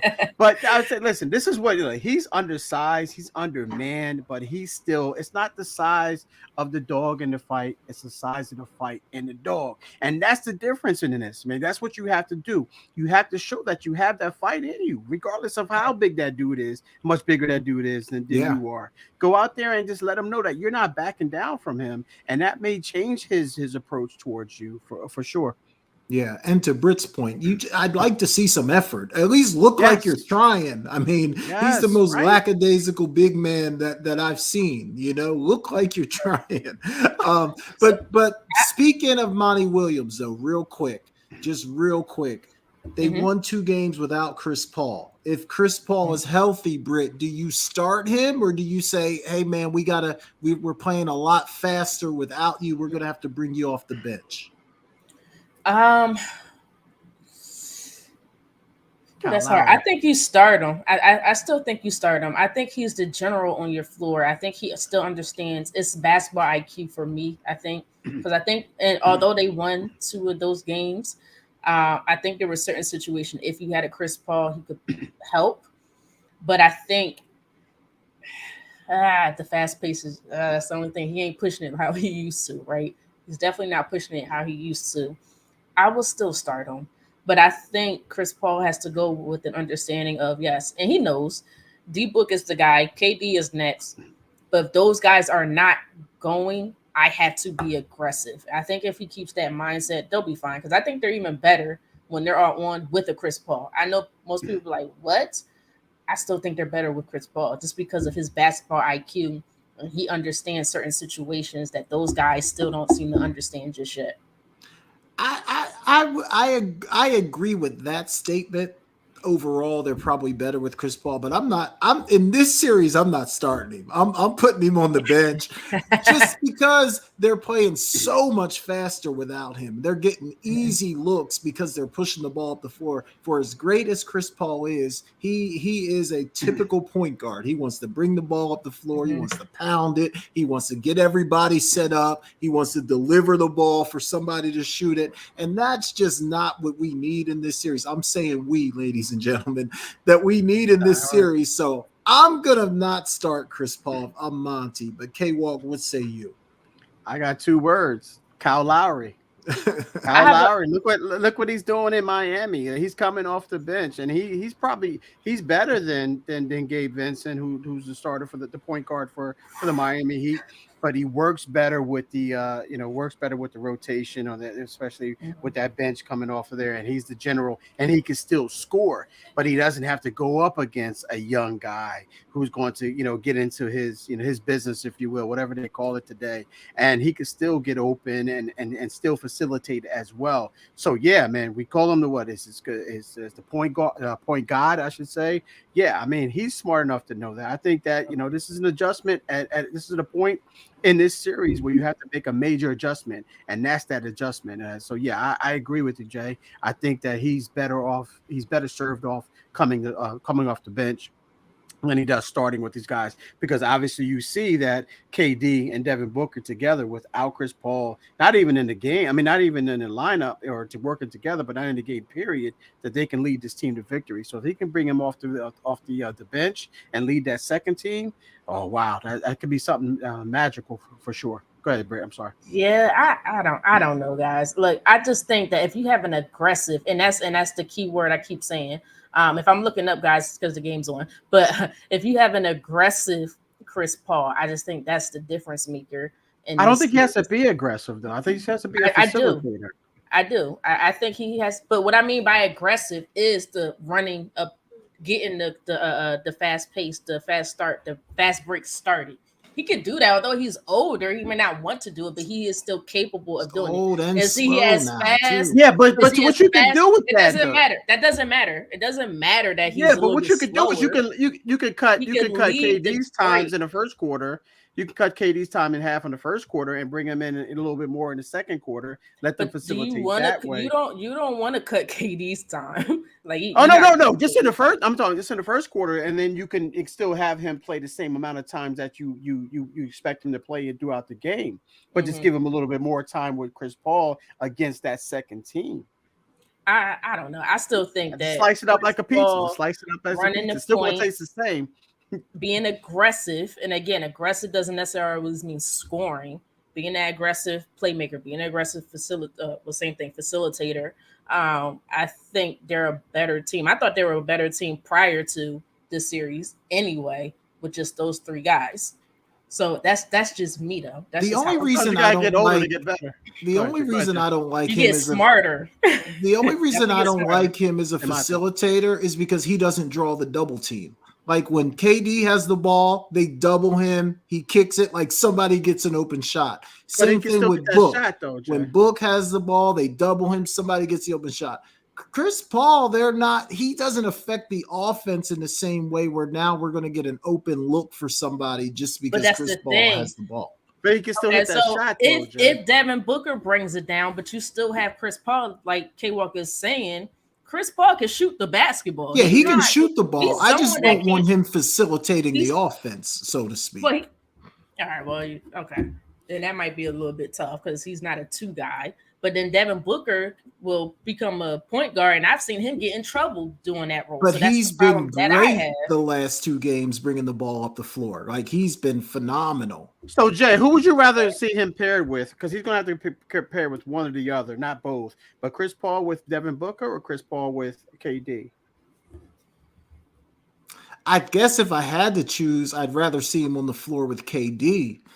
But I'd rather him not be on the floor that much. Just watching the way they've played the last two games, I like them better without him being on the floor, to be honest with you. I think this is where the coaching and the game plan comes into. You have to factor he still has the ability to be effective, whether it be like Britt said, he'd be smarter than necessarily more athletic or hitting those shots, but it's putting him in a situation where he understands what's going on. That's where I think that he's going to become valuable. I get it. I do. They're just You're not buying it. They're 2-0 without him, and they're 0-2 with him. I mean, and who's the left-hand kid, the left-handed point guard? I love him. Yeah. That guy's he's been pushing the ball up the floor, man. Is that an offensive standpoint problem? Like, well, yeah, I guess it is. But is that necessarily Chris Paul's problem? Because if I can remember, KD was struggling in those first couple games. KD did struggle. You're absolutely right. So that's not just all on Chris Paul. You can't just put that all on Chris Paul. It's now, not. Chris Paul wasn't perfect neither. Yeah, he wasn't great. But they were definitely struggling surrounding that, and there was questions about their depth because of that. They don't have much depth. So I think there were other things that contribute to those losses. Did they figure it out a little bit with also smart coaching without Chris Paul? Yes, but I think if you incorporate Chris Paul in there, he's a smart, high basketball IQ guy. He'll figure it out. He'll say, if I got to lay off a little bit, I'll lay off and I'll pass it off to Devin Booker so he can control it. And I'll stand off in a corner or play like the Steph role, come off the screen because he could shoot the basketball. He still has the capability of being efficient scorer. He could score the ball. Yeah. There's a place for him. I just think Booker has been so good the last 2 games, bringing the ball up the floor. I don't know. I guess we'll see. I don't even know if Chris Paul's playing tonight. I don't know, but the thing is, Devin Booker took everybody up into the clouds. Everybody got this high. But remember, Devin Booker will eventually come back down to his normal self also. He's been playing fantastic. Don't get me wrong. Been ridiculous. But what I like about Chris Paul is when the Suns run into trouble, Chris Paul's like, wait a minute, let me get a foul call. Let us get this momentum back. He knows how to capture that momentum back that Devin Booker or KD, if things aren't going necessarily right for them, they don't necessarily understand how to do that just yet. KD still struggles with it at times, and it irritates me. KD's been around forever. He's been around forever. He doesn't do it, but he doesn't do it still to this but day. The proof is in the pudding. They're 2-0 without him. Look at the Nets. When they were lost, and it was very rare when they were all healthy, they were ever behind, right? When they were ever behind, who was the guy who had to basically slow everything up? It was Kyrie Irving. He would take the ball. He would get my mic just fell. I'm getting too excited. Yeah. Take the ball. We talking about the Sixers or we talking about the Suns? He would take the ball. He will make some sort of spectacular play, or he'll get that foul call when things aren't going their way. I don't depend on KD. Like, KD is a fantastic offensive player, but I think he just leans on the other star, way too much when he's supposed to be the most important player. He's supposed to have the basketball IQ on the court, but he's not that guy to me. I'm sorry. I don't know if I agree with that. I think there's been many days and nights where KD has been the guy. I mean, did we already forget about that Milwaukee series where he almost single-handedly beat the Bucks? I mean, that was all KD. What year was that? It's like, wasn't that last year or 2 years? I don't remember. Couldn't have been last year because 2 years ago. It was out the first year. Was that last year when he played the Bucks all by himself? And the playoffs? Kyrie was out. Ben Simmons was out. He was a big toe away from a win. That was 2 years ago. Was that 2 years ago? 2 years ago, yeah. So I don't know. Because last year they got swept by the Celtics. Oh yeah, the Celtics. That's right. The Celtics put it on them last year. That's right. But we just spoke about the Bucks earlier. Like, come on, we're not talking about the Bucks in this moment. No, I just don't know if you're giving KD. I don't know if you're giving KD enough credit. I mean, when he was on the Warriors, he was the guy that hit the 3 balls in LeBron's eye to close those games out. But that's not the type of situation that I'm referring to, though. I'm saying when they get in trouble. But who was the guy to slow things up or put things back in order? That was Draymond Green for the Warriors. That's the situations that I'm talking about. I'm not talking about the heroic moment. See, this is the problem with KD. I agree with Britt here. I believe it or not. It's like things have to be put in order. He doesn't have that wife mentality. He's that sidekick mentality. So he doesn't know how to put that house back into order, Jay. He doesn't, because he doesn't want to be that guy. He doesn't want to be that Claire Huxtable, if you will. Right. you know, he doesn't want to be that guy. And unfortunately, man. So I agree with you, Britt, in that. Yeah, I don't know if he does it verbally, but I do think he does it with his game sometimes. So I don't know. We can agree to disagree on this one because we got to move. He doesn't want to be Hillary Clinton. He wants to be Monica Lewinsky. I'm just kidding. Okay, that's a better analogy. That's a better analogy. No. Thank you. No. Brett, I can that's way say better that. analogy. Y'all aren't giving KD enough credit, man. All right, here's my mic. Here's my mic. I'm dropping my mic right now, ladies and gentlemen. For Britne. All right, real quick, because we are running out of time fast. Lakers Warriors 3-1. Looks like the Warriors are dead in the water. But K Walk, what do you think? Do Warriors have any chance, or is this over? Is Clay coming to play? That's the bottom line. Is if Clay comes to play, they have a chance. I don't know what it is, man. With him, he has to be that guy that shows up. He has to give you 27 to 30 points a night. We talked about the Batman, the Robin, the superheroes and things of that nature. Devin Booker and KD, Steph Curry and Klay Thompson are those dudes. They just are those dudes right now. If Klay Thompson doesn't show up, if he consistently or inconsistently just puts up 15 points, whatever the points he puts up, he's been putting up, then there's no way that they're going to win this series, because of the fact of the matter is every time you turn around, someone from the Lakers is stepping up, whether it be Beverly, the other night it was Walker, last night was Walker, the other night it was, I forget his name escapes me, but someone always steps up for the Lakers nonetheless. My point is, Reeves, yeah. So and no one else is stepping up for the Warriors. Clay can only do so much. Draymond can only yell at the ref so much. Steve Kerr can only yell at the ref so much. Wiggins can only dunk on and make a big time play to get the crowd going, to get the team motivated so much. Klay Thompson has to come to play. I don't know if you guys ever saw that video with Steph Curry with his son, and he's walking. Hello, Klay Thompson. I don't know if you guys ever saw that. Yeah. Klay Thompson, can you show up, brother? Hello. To Klay Thompson, can you show up to save this season? Save the series. I think they will. I still believe in the Warriors.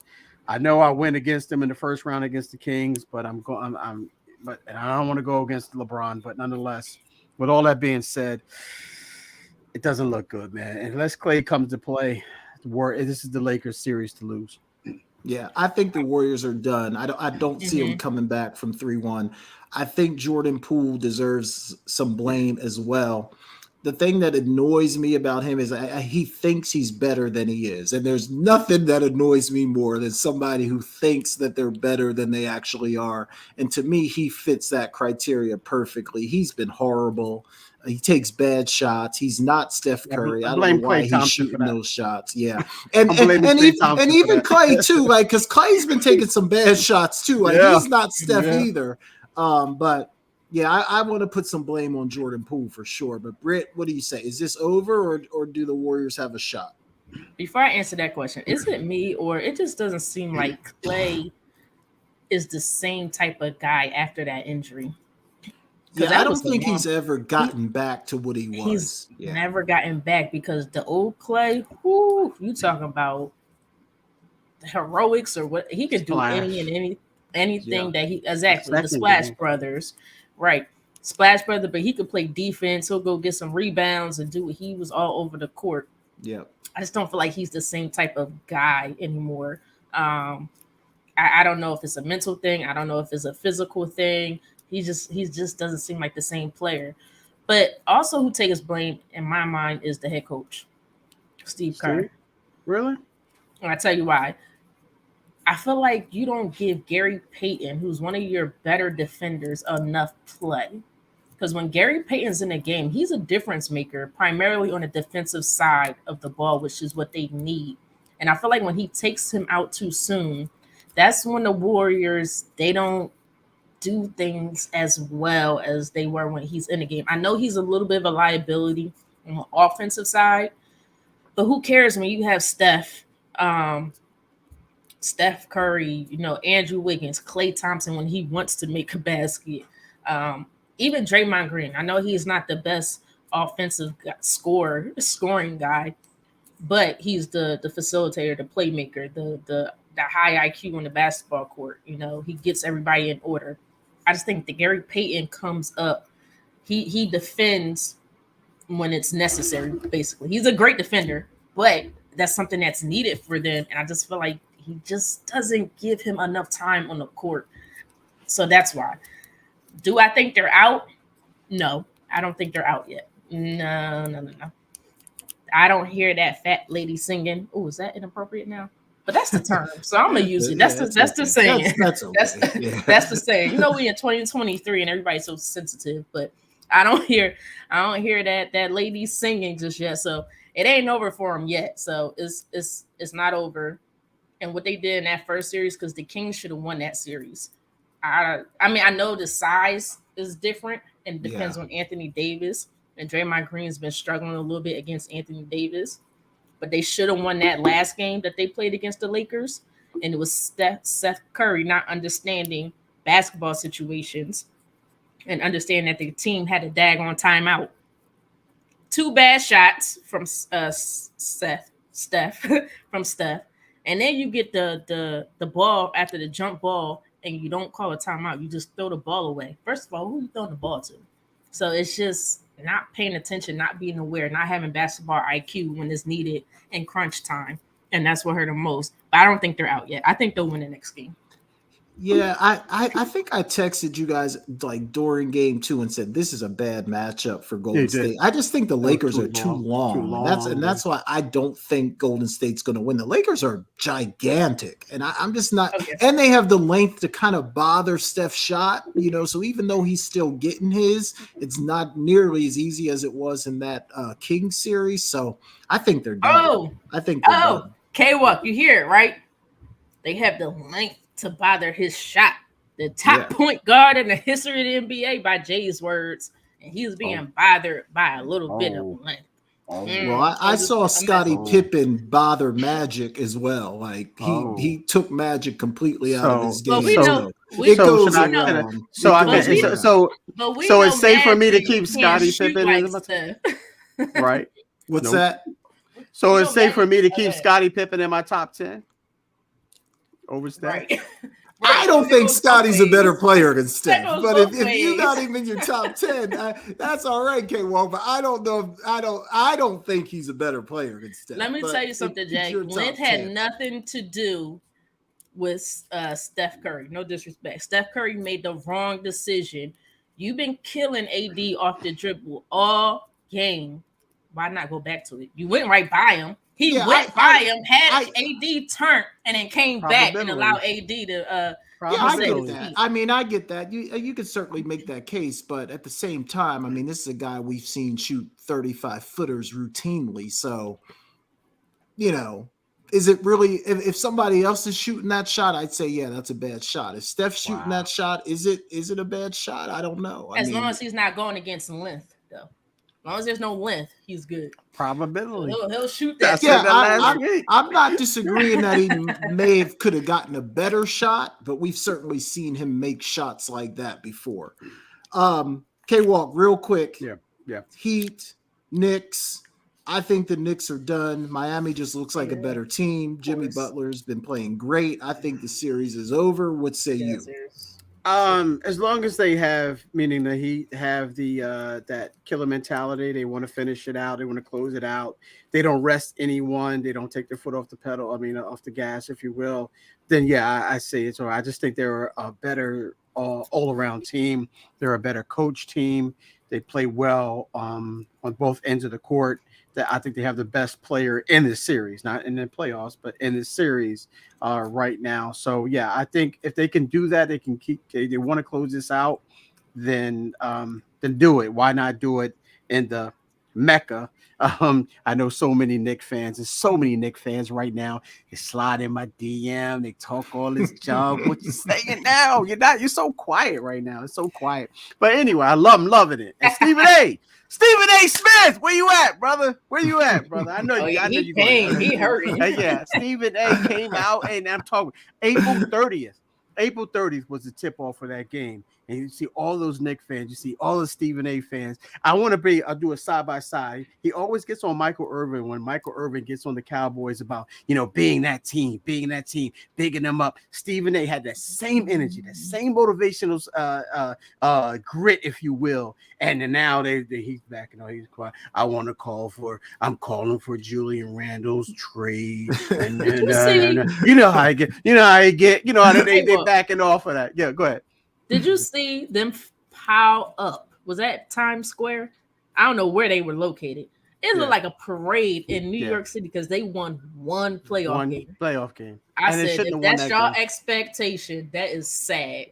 And Jay, you asked me that last week if I would ever go to the Garden. This is the reason why I would not go to the Garden, because this is the reason why I would not go to the Garden. I wouldn't do it because there'll be so many disappointed fans because they get so high in order to they build it up to let you down. They build it up to let you down. So I'm taking it.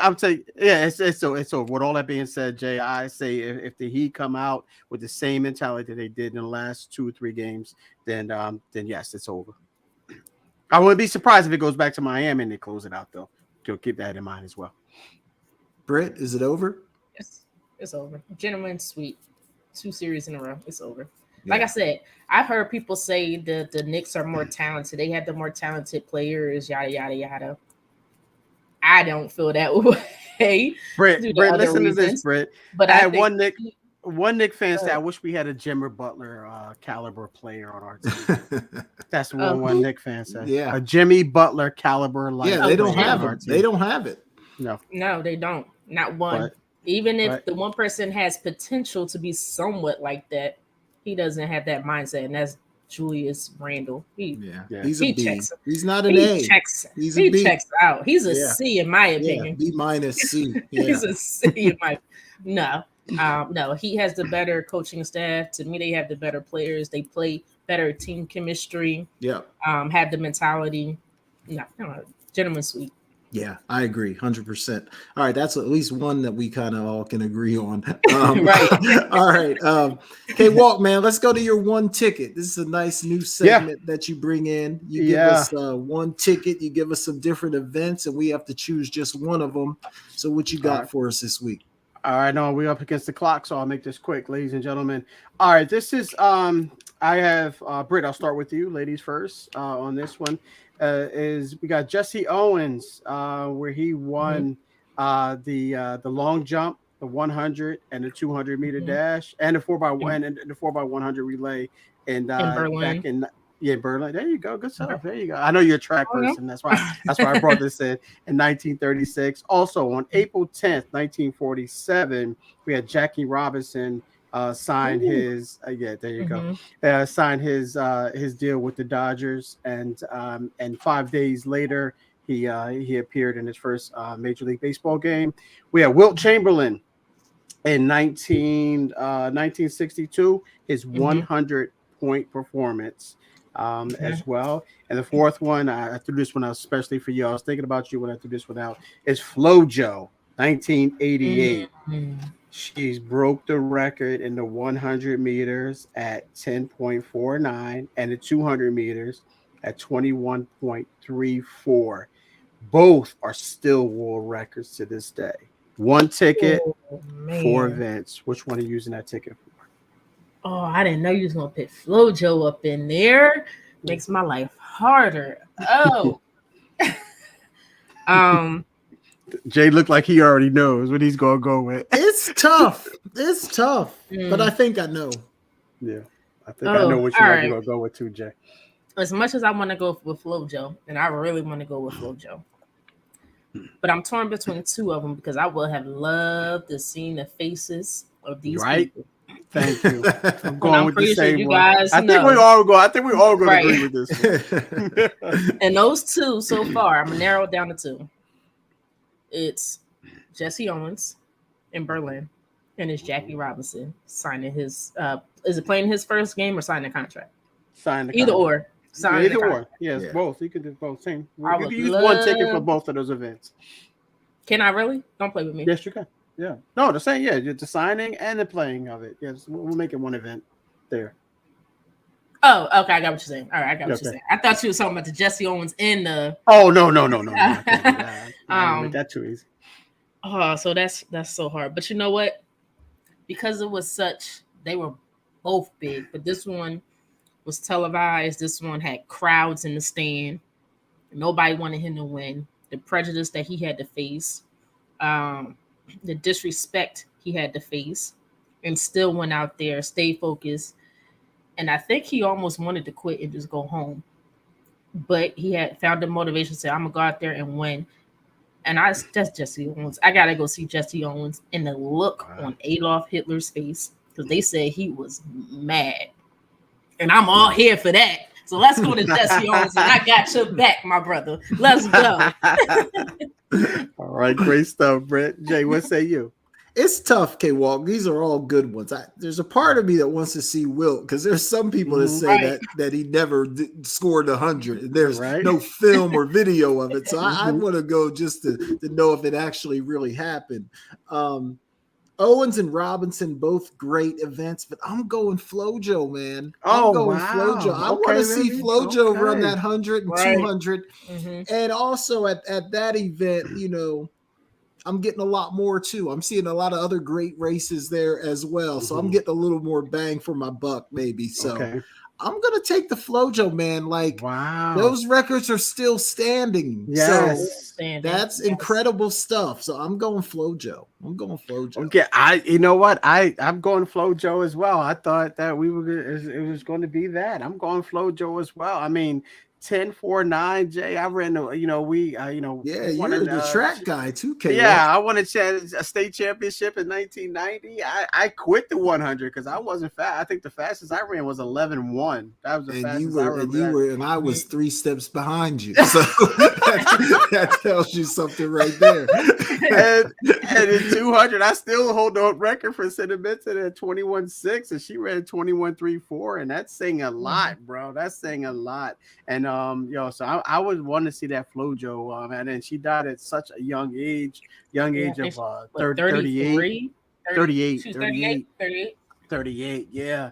So yeah, I would have loved to seen that, man. I mean, especially with again, those records still standing for sure. So I'm gonna go Flojo there for sure. So that's my one ticket. But great stuff, guys. Yeah, I'm gonna be honest with you guys. I was sitting here like, because y'all know I love Flojo. I know. I saw you a track person. The other day I was watching a documentary for that. Was it Soul? I forgot. Yeah, Soul. Soul. I was watching a documentary for it, and I got in Flojo, and I fast forward to the Flojo part, both of her races, and I was just like, look at her run. So, incredible. And you motivated me too, Britt, because when you had Richardson, you put in her thread of Mitch Richardson, and she won her race. Yeah, I said, let me throw a track one in there. If you look at how Richardson is dressed, that comes from Flojo. Flojo started the long hair, the nails, the colorful track suits, and just looking good on the track, basically. Yeah. But I think I just had to make the decision of, as iconic as that was, the Jesse Owens and the track, track and field was just game changing. What he did, it was just game changing for the future track stars later down the line. Yeah. So you can't lose with any of these. These are all great ones. All right, let's roll into our rants, and I know K-Walk, your rant and who's balling is a combo, so I'm gonna let you be the last rant and the first balling, so you can just kind of roll into it that way. Britt, you got a rant for us this week? What you got? I don't. I really don't. That's but okay. I'm about to rant on these Sixers if they don't play the 3 better. That's what I'm about to do. I see Marcus Smart do a wide open 3 again. We're gonna have a problem. That's what I'm a rant about. Where in the heck Marcus Smart become a good shooter from? I watch these games and I'm like, okay, good. Marcus Smart got the ball, and he drills these threes every single time. It drives me insane. So that's not really a rant, guys, but I just want him to miss. Smart. He's playing smart. Right. He almost killed it. But no, I don't really have a rant. Just hopefully the Sixers win. I didn't have anything to rant about either this week, guys. There was nothing that really kind of got me going this week. So K-Walk, I'm not gonna waste any time. I'm just No gonna turn pressure. it over to you, man. I know you got a rant and a ball and all wrapped up in one, and then Britt and I will do our who's balling after you. So go ahead, man. Take it away. Floor is yours. All right, no pressure, ladies and gentlemen. But I'm gonna go with my who's balling, and I roll into the rant as well. Is who balling is her name is Gaioa Simone. I think I'm pronouncing that right. I call her G Simone, and who she is she's a baseball player. Baseball player, ladies and gentlemen. Yes, she is a baseball player, not a softball player. Yesterday I was she was played against my son's baseball team. They wound up winning the game, meaning my son's baseball team, in extra innings. She is a second baseman. She starts for the varsity baseball team for the Valley Stream South Falcons team. She's an underclassman. And I don't mean she's an underclassman, meaning she's a junior. She's a sophomore. She's a freshman. She's an eighth grader. What? She's an eighth grader. Eighth grader. Eighth grader, plays second base, starts at second base, played the entire game, went to extra innings. I put my son on the journalist assignment tonight because they have a 3-game set with them. Yeah. So they lost to them today. My son's team lost to them to 8-4. She had a single. My son, I said, please report to me what she did because I want to talk about her. Yeah. And I meant to interview her and her coach yesterday after the game, but the game ended in such dramatic fashion. I just lost track of doing that. So we play again tomorrow. So I'm going to have that for you guys next week. But awesome stuff from her. She beats out, they have like 5 guys on their bench and she beats them out. Coach raves about her. And I watched her and I'm like, is that a girl or is this a kid with nice hair? You know, because that was it's a female and she is really good. She's poised. And again, she's 14 years old and 8th grade. Playing very well. She had a single yesterday. She had a single tonight as well. So shout out to her for her. I call her G Simone. I can't pronounce her name. I want to make sure I get the correct pronunciation tomorrow. That way I can bring it back to you guys next week. But I'm calling her G Simone tonight. She has been absolutely balling. And with that being said, my rant is about women. Women, especially this coming weekend with Mother's Day, women, you can actually do whatever you want. You can be whatever you want. Ooh. You can go against whoever you want and be whoever you want. You could be the president of the United States. You could be the starting second baseman for your baseball team, whomever you want. I want you women to if you're listening right now, to understand that you could be whoever you want. Just put that focus in and go out there and dive into it because we are focused on you and we understand how smart you are, how passionate you are, and how determined you are to be whatever you want to be. So continue to do what you want to do, women, because oh my God, you guys are firing me up, and this is no better timing than to be for the Mother's Day weekend for sure. And with that being said, all the mothers out there, have a safe and happy Mother's Day for sure. Good stuff. Drop the bars, Tupac. We gotta get you a hip hop name. Yeah, that's gonna be tough to follow, man. That's right. Tough to walk. But I'll jump in on who's balling just so Britt doesn't steal my guy. I got Devin Booker, man. Devin Booker has been ridiculous. He's been phenomenal. I think he's shooting like 70% from the floor, over 50% from 3. He's just on a phenomenal run. Hopefully he can keep it going tonight. But Devin Booker, absolutely balling. Britt, who you got? I want to show some love to the underdog, the ones that don't get much attention, the ones are really not known, I guess, in this league too much in the NBA. And then the 101 Lakers victory over the wonderful Golden State Warriors. I got to give love to my man, Lonnie Walker, came alive in the fourth quarter. And the only reason why the Lakers won is because Lonnie Walker did what he did in that fourth quarter, where he dropped 15 points to save that Lakers victory. Lakers, again, do not win if Lonnie Walker did not do what he did. So Lonnie, always somebody stepping up. Yeah. Always somebody stepping up for the Lakers. Yeah, they do, man. Every game they get somebody to step up that you're not expecting, and he was great last night for sure. All right, good stuff, y'all. That was fun. Britt, let the people know where they can find you and if there's anything you're looking forward to this week. You can find me on TikTok, Twitter, Instagram at Britne Monique at the bottom of my screen. What I'm looking forward to, basketball. It's NBA playoff time. That's really it. Track and field is ramping up again. And again, shout out to Sha'Carri Richardson, who beat a big time Jamaican runner. And I can't think Jackson. I can't think of her Sharika Jackson. I think Sharika Jackson. That was a big time victory. So hopefully she keeps that momentum going. But that's what I'm looking forward to. Yeah, me too. I'm gonna stay up tonight and watch Game 5 of the Suns and the Nuggets because this is a huge one. If the Suns can pull this off, I think they get out of the series.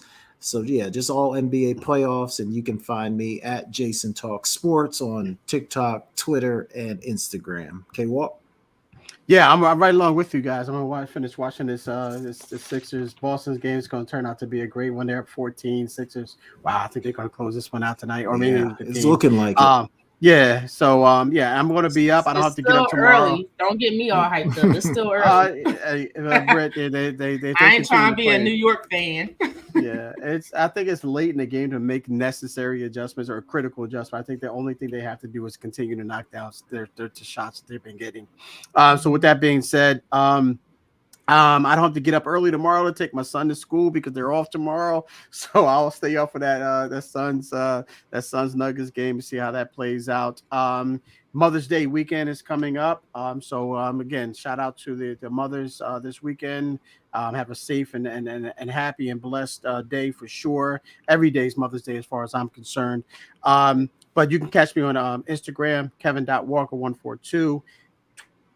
Twitter, Kevin Walker 142, and Facebook. And tomorrow night you can catch me on K Walker's Sports Talk with K Walk and E Scott. Whenever I had So Good Sports Radio, the link will be on those pages I just mentioned. And just looking forward to some great basketball, guys, and looking forward to hopefully you know what, I don't want to. Hopefully my Heat can close out the Knicks. Hopefully my Heat can close out the Knicks and put that sourpuss face on Spike Lee. Spike Lee, I still love you, brother. You know, we always do the right thing for you because of you. But yeah, and I don't want to see the Sixers. Brett, I love you, but I don't want to see the Sixers. They scare me. Yeah. Good stuff. All right, y'all. That was fun. Good stuff. Everyone, thank you for listening. Please hit that subscribe, share, like button. Also, check us out on Apple, Google, and Spotify if you just want to listen to the podcast. And we'll be back next week live at 7 p.m. For Britne Jones and Kevin Walker, I'm Jason Collins, and we'll see you next week. Happy Mother's Day to all the mothers. We love you guys, all of you out there. Have a good night.